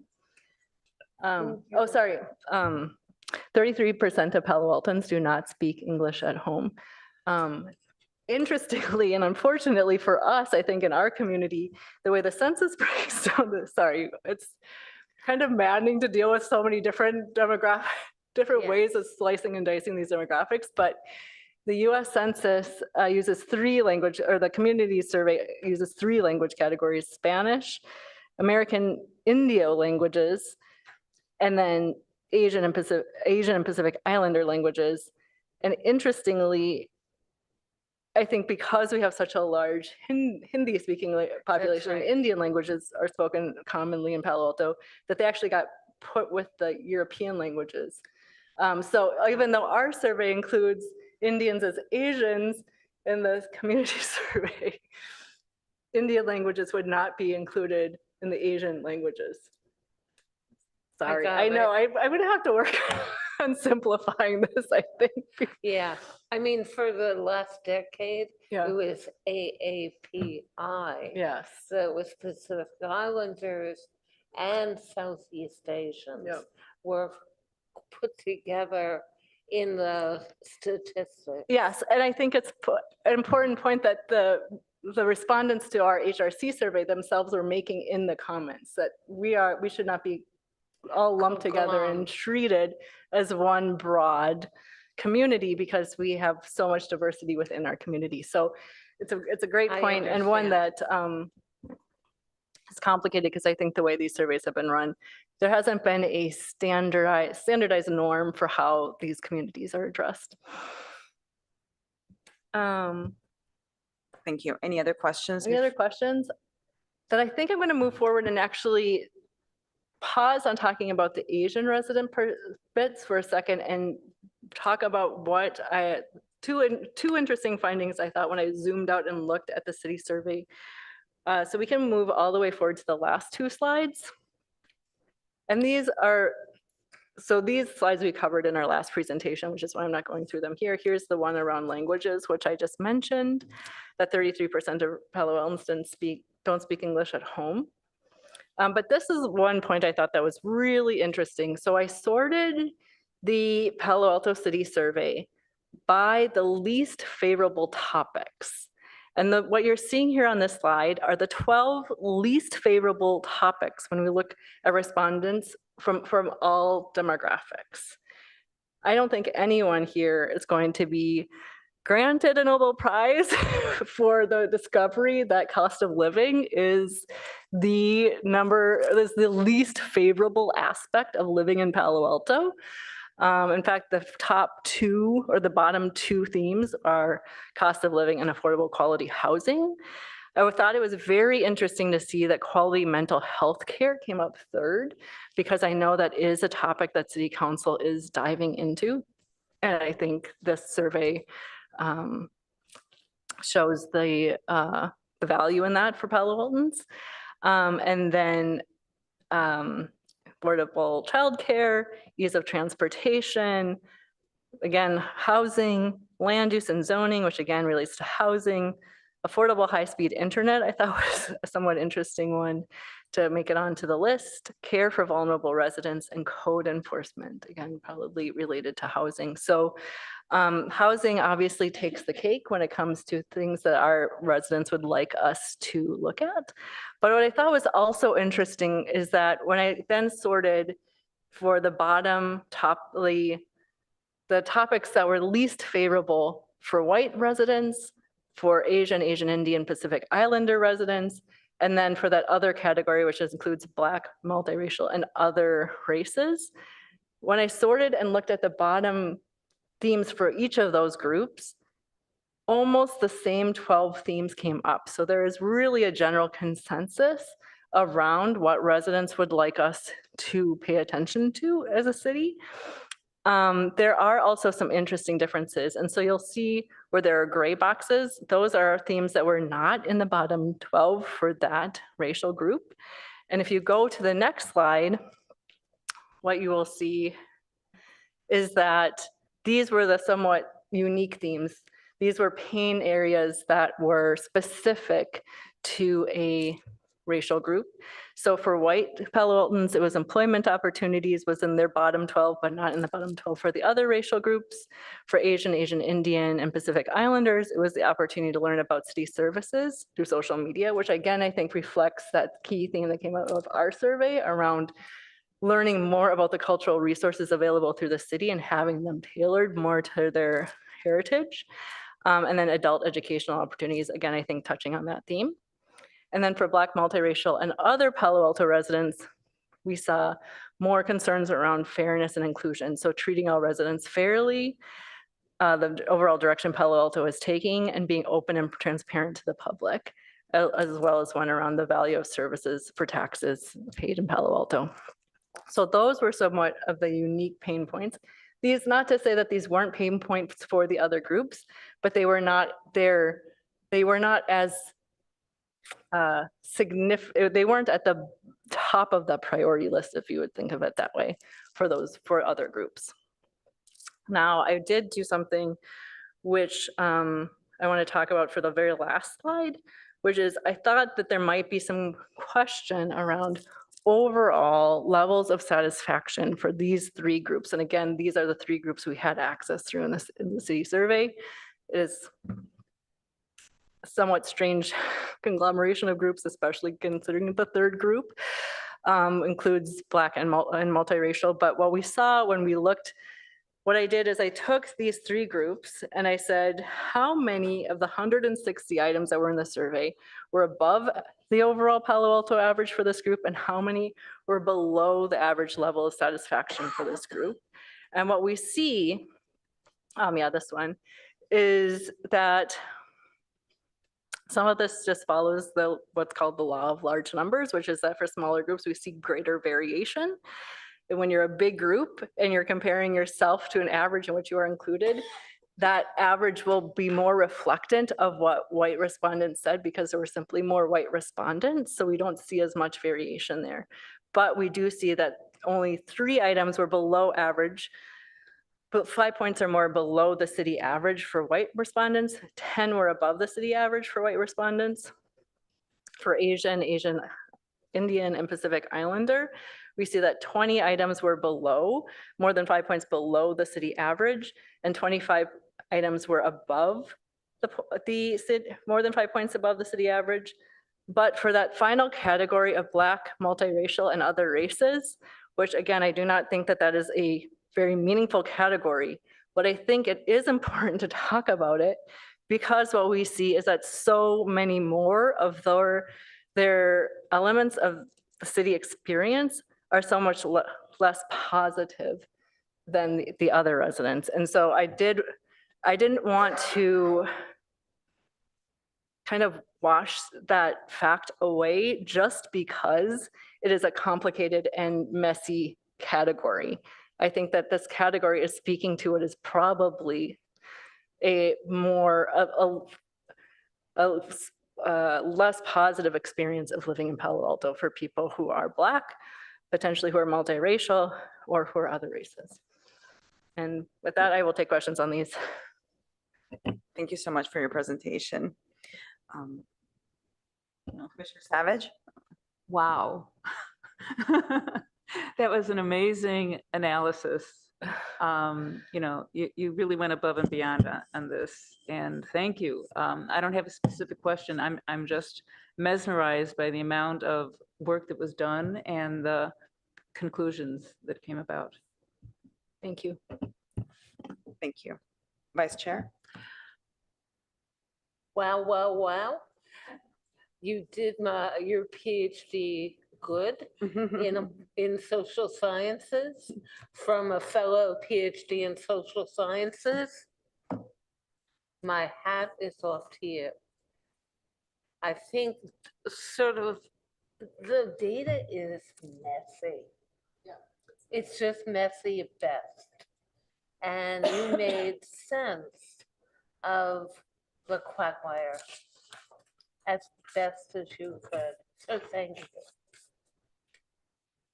I'm Commissioner Kraus. I should have pointed out, grateful for your help with the survey and getting some respondents. I know you worked hard on that as well, so thank you.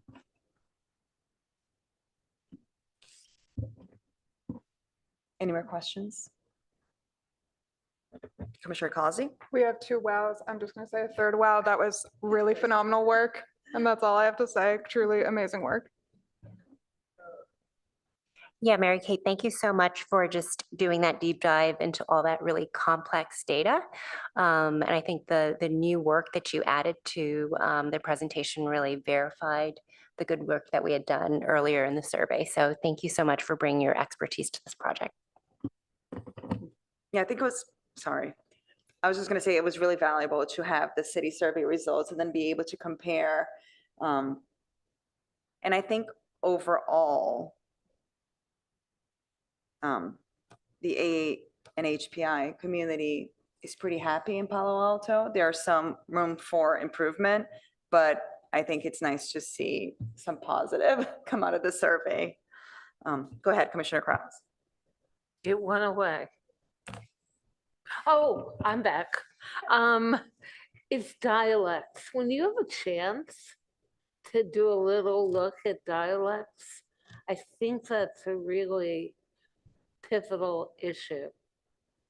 Yeah, I probably could find it in the more general survey. I don't think they break it down. It's pretty small, the responses. I think it's like 500 or 600 people respond to the annual census. And when is the next census? Does anyone know? When was the last? 2030? Oh, no. Okay, I guess the city council is gonna have to wait a little longer. Just kidding. Yeah, We can look at the last one. I think from what I know, it's going to be highly manualized by going through the newspapers of different communities. And that's going to be tedious. I'm not sure it'll be worth it. I think there might be some resources within the community to help us with translation when it's needed as well. Yeah. And because such a large percentage of the HNPI community is Chinese, that also helps us find, if it's 20% of the community is of all of Palo Alto, not the HNPI community, but all of Palo Alto is Chinese, that suggests that Cantonese and Mandarin might cover a lot of our bases. Okay, thank you. Since we don't have any more questions, we'll Can I ask a question? Sorry, yes, go ahead. I know we've been in meetings forever, but I am curious about reactions to that last slide where we saw there was such a divergence in experiences for that other bucket. And I feel awfully awkward talking about that bucket because it's such a messy category. And I think it actually further marginalizes people who are Black because we lump them into a category. But at the same time, it wasn't out of a desire to marginalize, but a desire to protect their sensitive data by not having an end count that's too small. But any thoughts or reactions to either that slide or how the data were used in that slide? Go ahead, Commissioner Causey. Completely agree with everything you just said. I think actually a point I was going to mention in our, it doesn't surprise me particularly as someone who's worked with tenants facing eviction in this community. One thing I was thinking of in our last session was pretty much the vast majority of people we see face eviction in this community, I know would fall in that other bucket. Yeah. And so that doesn't surprise me at all based on knowing that lived experience.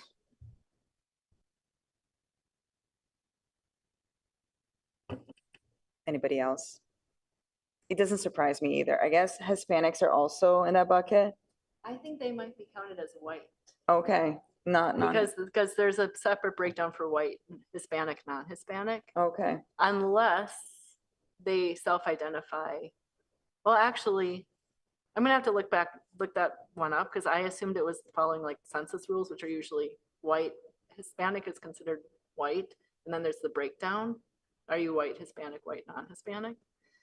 Yeah. But now that I'm saying it out loud, I'm going to look it up before I commit to an answer on that one because this is the city survey, so it doesn't follow. It might not follow census rules. I'll find out from the city. Okay, I think we should clarify exactly who else is in that other bucket then, what other possibilities there are. The other one I was thinking is potentially Middle Eastern. So like Or might consider white. again, but again, some may identify they're as, white. because they self-identify, they may identify as white, or they may say, I'm not going to identify as white because I more strongly identify as me. There's not an agreement. Yeah. Yeah, it's difficult. Very difficult. Thank you. Okay, we're gonna open up for public comment unless you have something to tell me, Menka, before we do that. I do not. Okay, do we have any? We have one person. So I'll wait for my colleague. Okay, before we begin, I'd like to remind people to stay on topic. And if you, so it's public comment for the results of the survey. And if you go off topic, I'm gonna stop your comment. Thank you. Okay, Aram, go ahead. You have 3 minutes, please. Yeah, it was a fantastic presentation.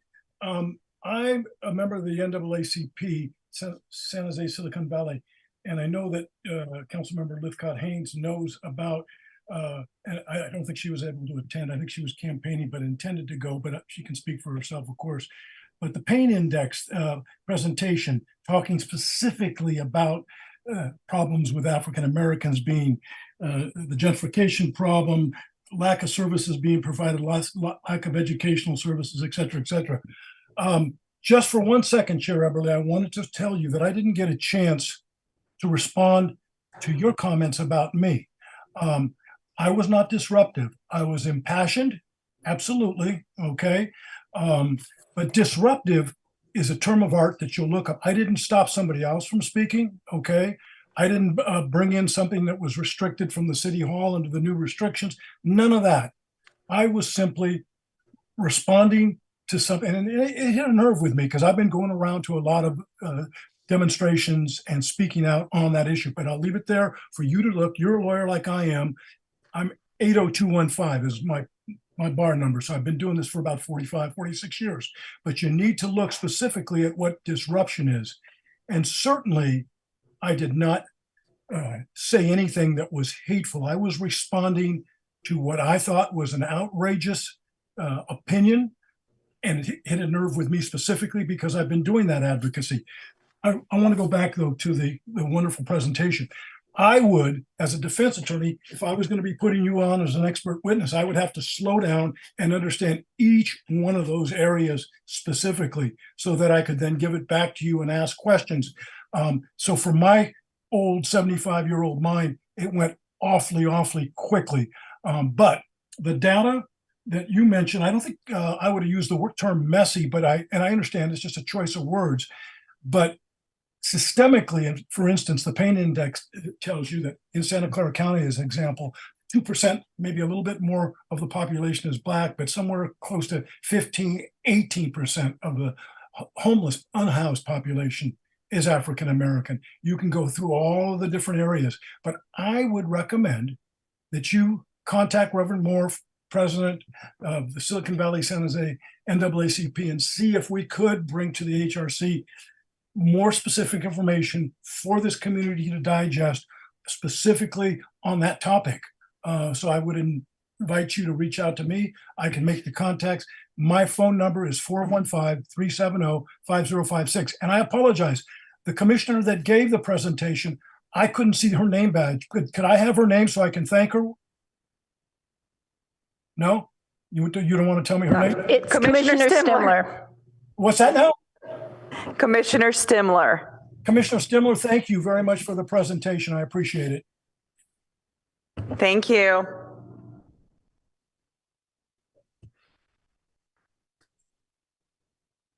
Okay. we're going to open for discussion now. Yeah. Yeah. Well, we had questions before. I don't know, now that we've had And public this comment. is an action item Yes. because this report will be going to the city council. And you need to see if you're bringing the presentation forward as, obviously you can make some tweaks, but as it has been presented, including the recommendations, if you're leaving those as suggestions just for the council to noodle, or if you're making official ones, as far as that. You could probably just make a recommendation for the report with the recommendations included, if that is your desire. Yeah, I think I asked Minka to send me the referral again, which was that to request the Human Relations Commission to research the lived experience of Asian American and Pacific Islanders, which we have done and did an excellent job going through those surveys. And suggest related work plan items as desired. I feel that we have some recommendations within the presentation that we can bring to city council, but as possible work plan items for our next work plan, which is going to be coming due, I believe, in May. So in order to get this going, I would recommend that we move to approve, the survey results to go to city council. That makes sense for me. And I think I think there was some hope to get this in front of city council during May, which is Asian Heritage Month. That is my plan to work hard to make And that so happen. if it's around the time of the work plan, if the work plan comes first, I could voice that over and say, these are the recommendations, we're taking them into our work plan. So I think we don't need to make them official. We can just use it as a voiceover in the presentation. I agree. Vice Chair? Commissioner Silver, is there a Microphone, please, Vice Chair. Thank you. Is there a chance of doing a cover sort of memorandum of bullets? You explained so much that it's not on the slide. Yeah, So I'd recommend a page of, I think that's a great suggestion Yeah. and one I think I can take us to tinker with. I think it needs as I talked through it, I realized that it was a bit cumbersome. So I think I need a sort of an executive summary. Yeah, I and think- that's definitely what staff was going to ask you. Yeah, I in a can get you couple all minutes, an that we do executive. need some kind of memorandum. And I would suggest looking at some of the formats of our regular staff reports, like Okay. what was the background, what analysis, and any discussion points you want to bring in, Yep. in front of the council. So it seems like when it goes to council, you're looking just for a presentation. Yep, Okay. I think that sounds right. terrific. I have a question actually for Councilwoman Lithcott Hames. Have they seen the city priorities survey results and have they seen them by racial demographic? That is an excellent question. I'm not sure. I've seen a lot of survey results and I'm not sure if I've seen what you're talking about. City Council Priority Survey. Yeah, I think we did have that in a packet. I'm pretty sure you had this, recently. Lupita came, I Yeah. think, with the city's, the city survey, but Yeah. as far as the level of demographics, I can't speak to Yeah, that. I'm pretty sure. I mean, it's a long survey. And quite long. I tend to look for the demographic information. So I just couldn't remember if I was thinking about last year's Yeah, or yeah. this year's. But yeah, I think we Maybe I did can receive check it. with Lupita and just see if she has if council has seen it, because that will just change how I present it. Yeah, she'll be happy to send you the staff report. Perfect. And That'll just be in perfect. dialogue with you. That'll I mean, be perfect, because I don't want to provide more context than is necessary if they've already seen it. So that would be really helpful. Thanks, Minka. Do you need a motion? Anything else? Any other comments? Okay. All right. So yes, we need a motion. I move that. Hold on one we- second. Elena's going to get it on the Sorry. screen. I move that the presentation, Oh, it's the survey the results. survey results be presented at the city council meeting in the near future? If that's Let's, specific well, enough? let's say AANHPI. Hold on, let me get the language from the Yeah. referral.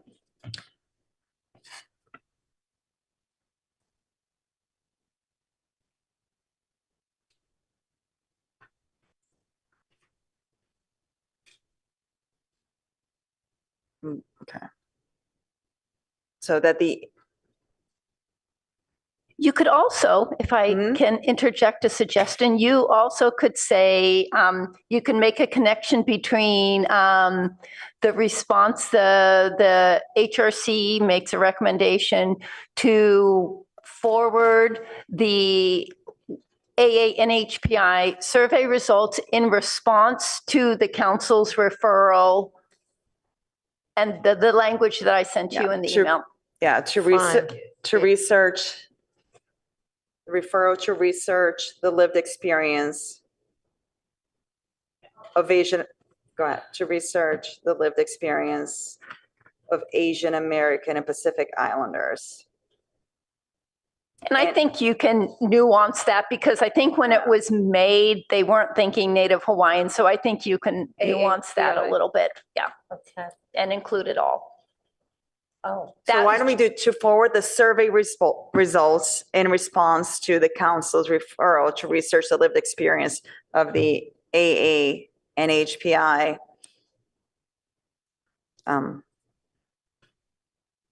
Period. well, members, community, it, I Of think we A- should spell it all HPI. out. I think we should spell it all out, because I don't know that A is familiar with it.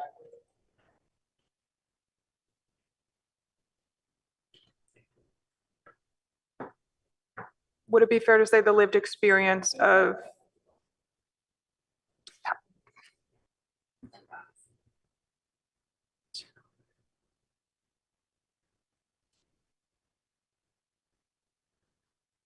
community,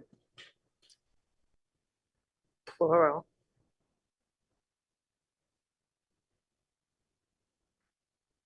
what do you think? Residents instead of that's community. what I was wondering. Does it need to be plural of the communities? All right. But I think just where it says residents, I'm sorry to interject, but I think when you worked on the survey, it was for people that lived, worked, Or worshiped, worked. or went to school in Palo Alto. So, yeah. And maybe to add survey in front of results. Yes.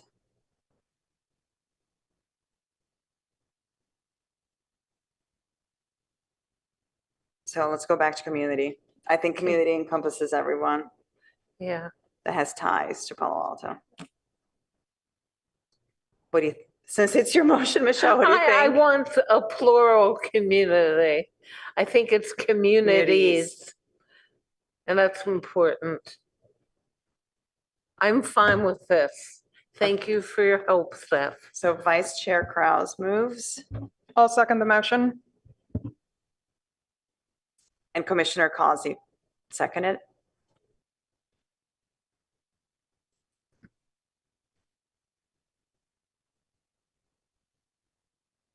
Okay, Thank you. we're going to go ahead and vote. Commissioner Savage, Aye. Vice Chair, Aye. Commissioner Causey, Aye. Commissioner Simler, Aye. Commissioner Shea, Aye. Chair Eberly, aye. Motion carries. Okay. Thank you so much for that. We have now finished with our action items.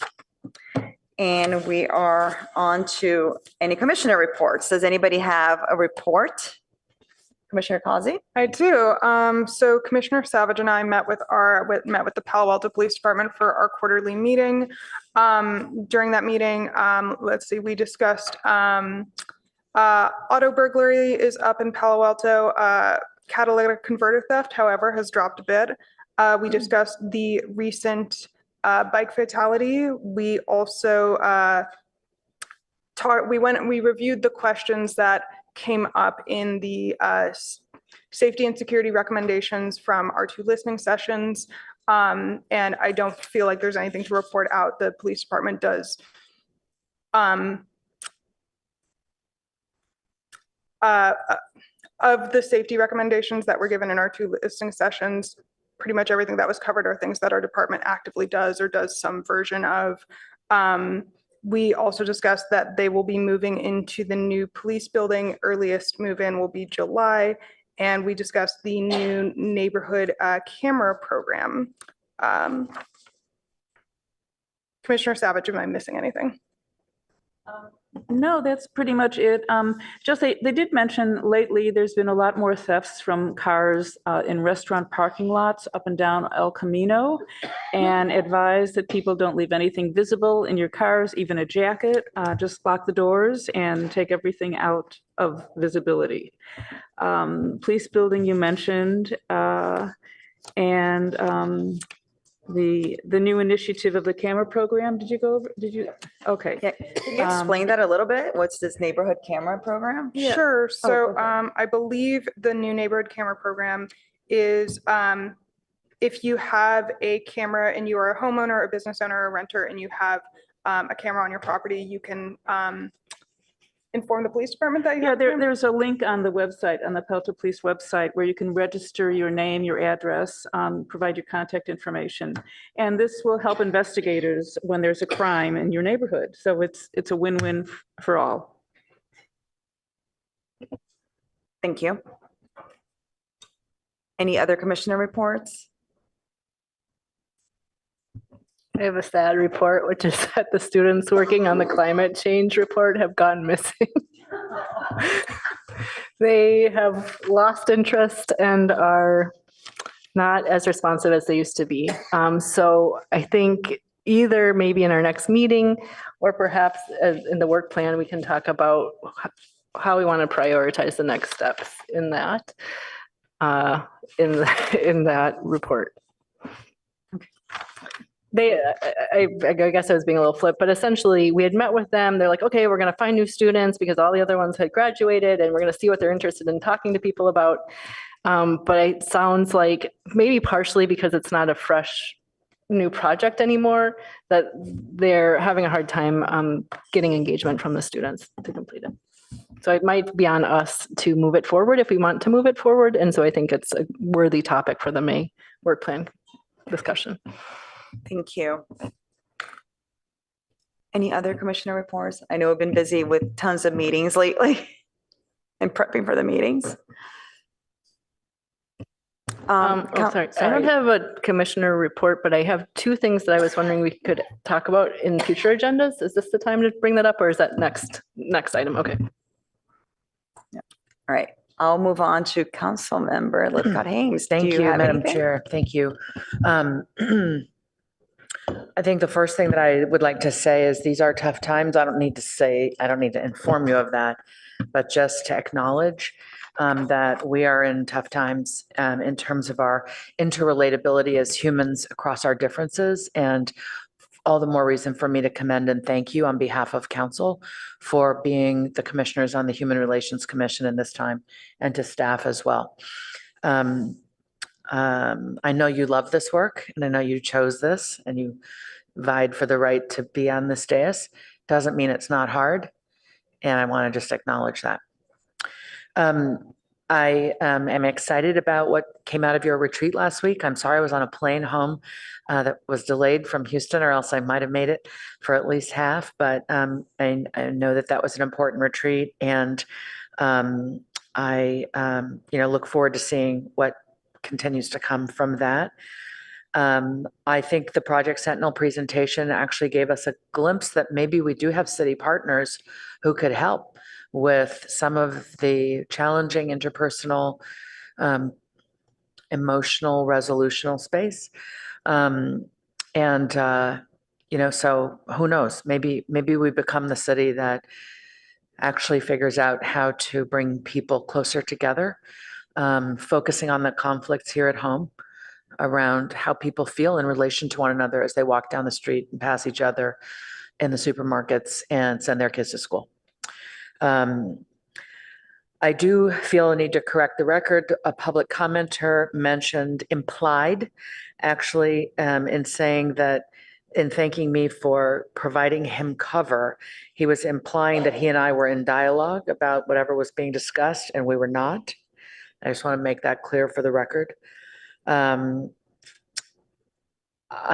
can't read my own notes now. Let's see. To the report on the Asian American AAH and PI experience, such a thorough survey report, and being a member of that other lumped in together group, I really appreciated your sensitivity on how inadequate it is. And I wonder if maybe just the mere fact of a lack of statistical significance for some groups is just a fact. And so they don't get reported out on, because lumping them all together doesn't tell us anything about any one of those particular groups. But this is your expertise, not mine. I just was grateful that you raised the fact that this third bucket was in sort of an inadequate grouping. And when you bring it to council, it might be helpful to be explicit about that in the written report. Yeah. A couple items that we've dealt with recently, or have dealt with and about to deal with, that I think pertain to y'all in some ways. We had a study session on Buena Vista renovations. The Housing Authority came and made a presentation a couple of weeks back to City Council, and it was delightful to hear that about 2/3 of the residents seem to have opted for either to buy a coach or to go into the new, a coach is a term for a mobile home, or to go into the to be constructed apartment building. But about 1/3 of the residents are still, as they would say, on the fence. They're still feeling that the options are inadequate, do not meet their needs, or they don't understand exactly what's being presented. And you could feel some of that tension in the room. And a member of the Community Law Foundation, in fact, spoke about how the one thing she would ask for from the Housing Authority is better communication and more respect. And I share this with you just to keep you informed of how things are going with an important segment of our residential population who are in need of not being overlooked as they seek to continue to live here and enjoy, life here in Palo Alto. And finally, El Camino Real will be before us on the 1st of April. Caltrans has proposed that when they repave, they will stripe it for bicycles. And this is for safety for cyclists and for a more coherent bicycle network, and to promote eco green friendly travel. All of that is good. It also necessitates removing the ability to park on El Camino, which impacts local businesses in terms of where their employees park, where their customers park, and it impacts RV dwellers. And so I just want you to be aware that that's coming before us on April 1st with a pretty quick request that the city approve this. There will not be a ton of time, according to Caltrans, for this to be, for us to have the sorts of types and numbers of dialogues we would have normally as a city about a big thing like this. So to whatever extent that impacts the HRC, any subset of the issue, I wanted you to be aware that that's coming. And I believe that's all I've got to share. So thank you again. Thank you. Thank you for being here. Staff, do you have anything? I do. I have several items this evening. So one is, I believe you got an invitation from the clerk's office today for the State of the City address, which is Wednesday, the 20th at the Art Center, 6 to 8. They're asking for RSVPs. It's in the auditorium, which is a room that probably seats maybe a couple hundred, but they need to know who's coming. So you're warmly invited to that. Did you get that? If not, you did. Wonderful. Then, okay. The second thing is The city is working with a contractor, RDA from Oakland, to start with the Human Services Needs Assessment. I thank Commissioner Kraus and Commissioner Shea, who are working on that with me, obviously with my colleague Elena. So that work is starting, and as communication needs to happen with our nonprofit partners in the community, we will definitely be in touch with them. I know Elena and I have another meeting with them next week, but that work has started. The hope is that November-ish of next year, we should have that report, and for the council member to know that part of their contract is a presentation to a council body as well. Just wanted to, if Commissioner Stimler or Commissioner Savage wanted to talk about the Emerging Needs Fund, the last decision, or do you want me to do it? Oh.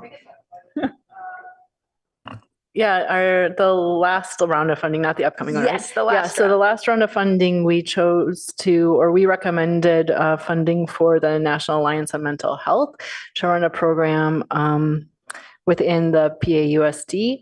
And our recommendation was actually to hold a little more funding back just in case there was additional interest in emerging needs funds this final funding cycle.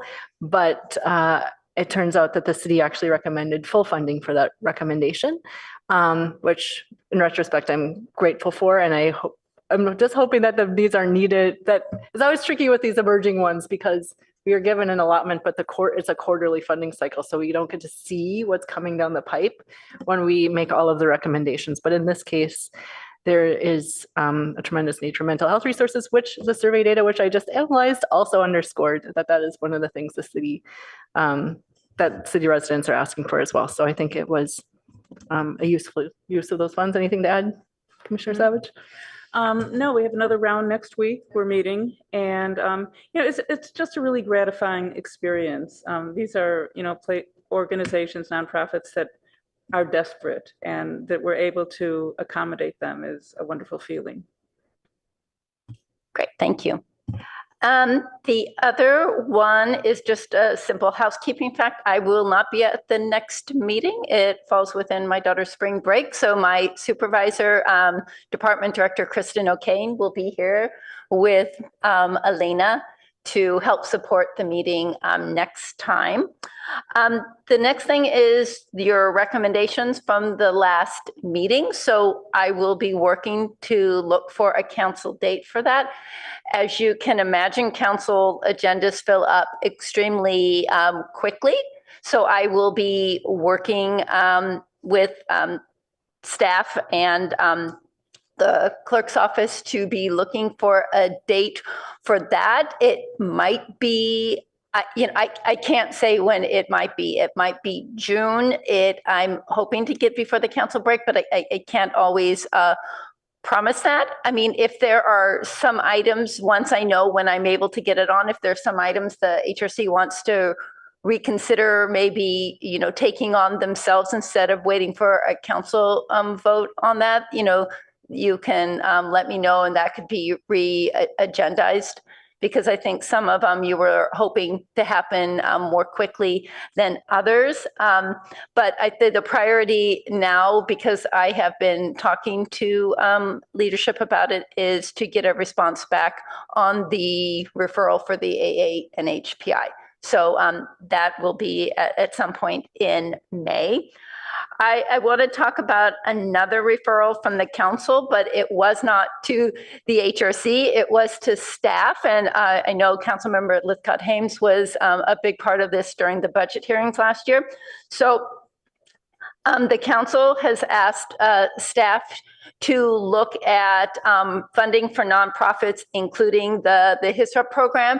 And if there's an opportunity to set that to some kind of peg of like a percentage of the general fund or some other type of pegging. So that conversation we'll be having at the Finance Committee next Tuesday. The city manager's office is taking the lead. I'm, obviously contributing to that, but it is a conversation, regarding there are nonprofit agreements and relationships the city has that are outside of HISRAP. So it's looking at a very, definitely at HISRAP, but a holistic look at the way in which we work with nonprofits. So I can just send you a link to that meeting, but that's next Tuesday.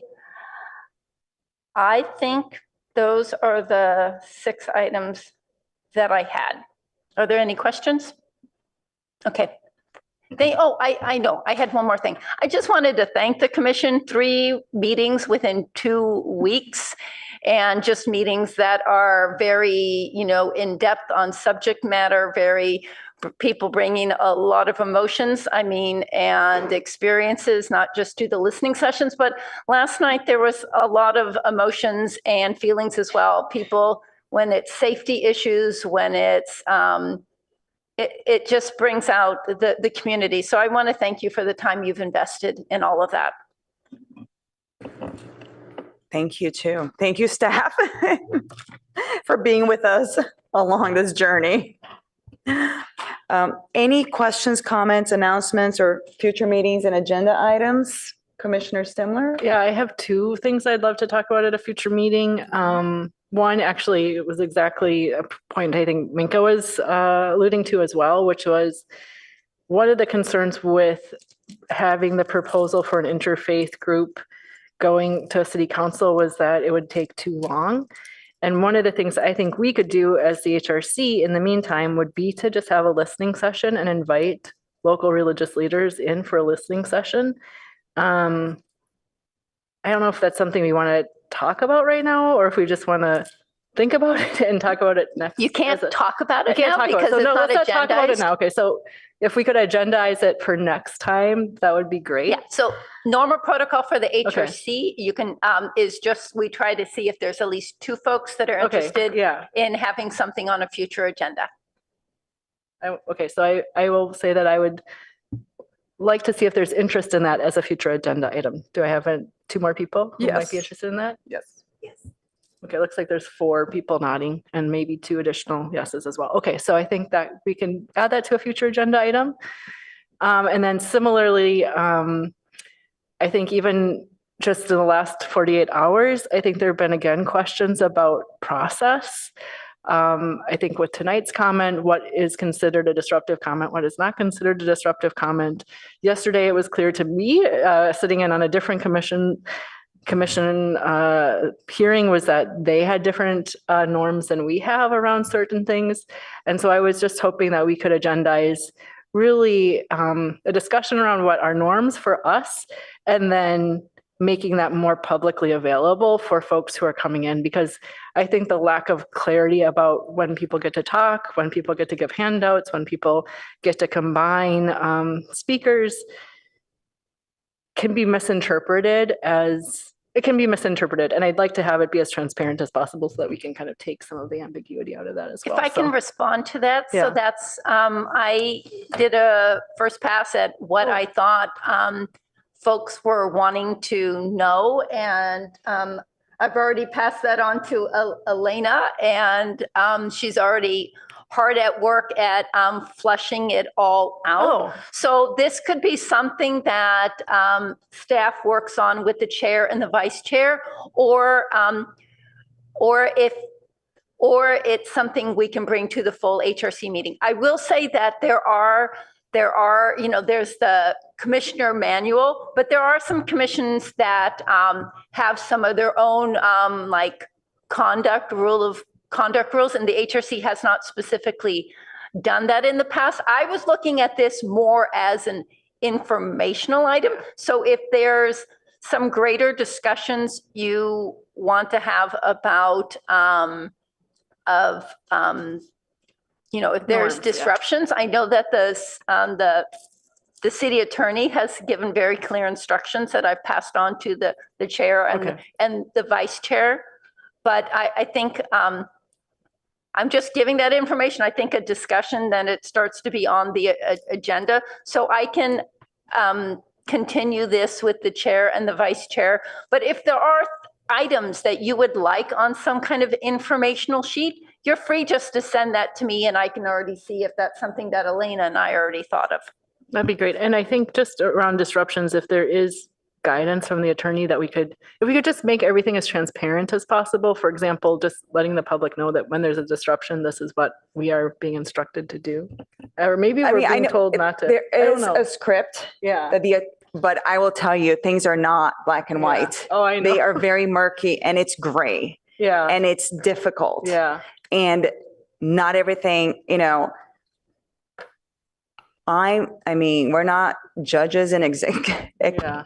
Yeah. what do you call it? I can't even think the word. Judge and executioners. Yeah. I mean, Yeah. we can agendize this, but I will just say Yeah. that we've been given instruction to how to deal with the disruptions, but it's not clear. Yeah. Like- Is this a disruption? Yeah. Is it a disruption? Is it hate speech? Yeah. Is it anti-Semitism? Yeah. Is it anti-Palestinian? Is it Islamophobia? Yeah. It's murky Yeah. and it's difficult. And I wish when people spoke at the meetings, there would be grace and kindness. And unfortunately, Yeah. it's not happening as often as I wish it was.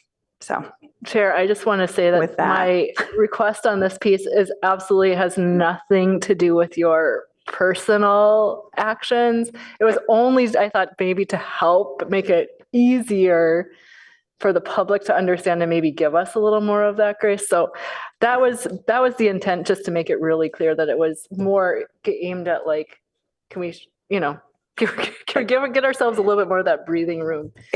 I totally appreciate that. And I think part of it is the reason we shied away from definitions. Yeah. Yep. Understood. Go ahead.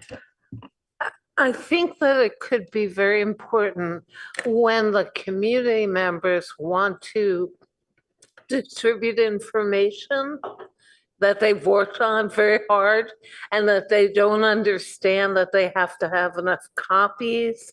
So if we could make that clear, Yeah, that's I on the think list. That's beautiful, that would make, Yes, that's on, Yeah, I was making notes, so that's on the list. thank you so And some of those, much. it's just, it's like, those are very specific, like things that are part of the Yeah. Brown Act. So it's not so much like staff's being a stickler or, No, we these just are don't know. ways in which people that, the decision makers such as yourself, but also those that you have access to the same information. Thank you. And that's procedural and that's what we're working on. And then we'll have it on our website so people completely understand what they need to do to pull time together, to have handouts, to present. So. Anything else? Just a reminder to everybody that I think our financial transparency forms are due in a few weeks. If you haven't done yours already. I'm not saying I have done mine, but Financial forms? your financial transparency forms. Thanks for the reminder. Yeah. Oh, I did have one thing. So I want to remind you that, that there are, for the HRC, there are the 2 open spots, and I've been speaking to both of the commissioners, and I don't want to speak for them. But if you do have folks that are interested, you can let them know to apply by this Sunday. Sorry, does that also imply that this is, well, it doesn't matter. Never mind. Anything else? I just wanted to thank our chair. We've had 2 meetings with 2 disruptions, and I think you've handled them incredibly effectively and with a lot of grace. I sure was not fishing for compliments. And I don't take anything personally. But anyway, all right. Well, thank you for that. And thank you, commissioners. And thank you for, coming prepared to all these meetings and listening and being impartial and being open-minded and putting a lot of work and thought into the recommendations that we've are going to present to City Council and how we behave at these meetings. So I appreciate that. And with that, meeting's adjourned.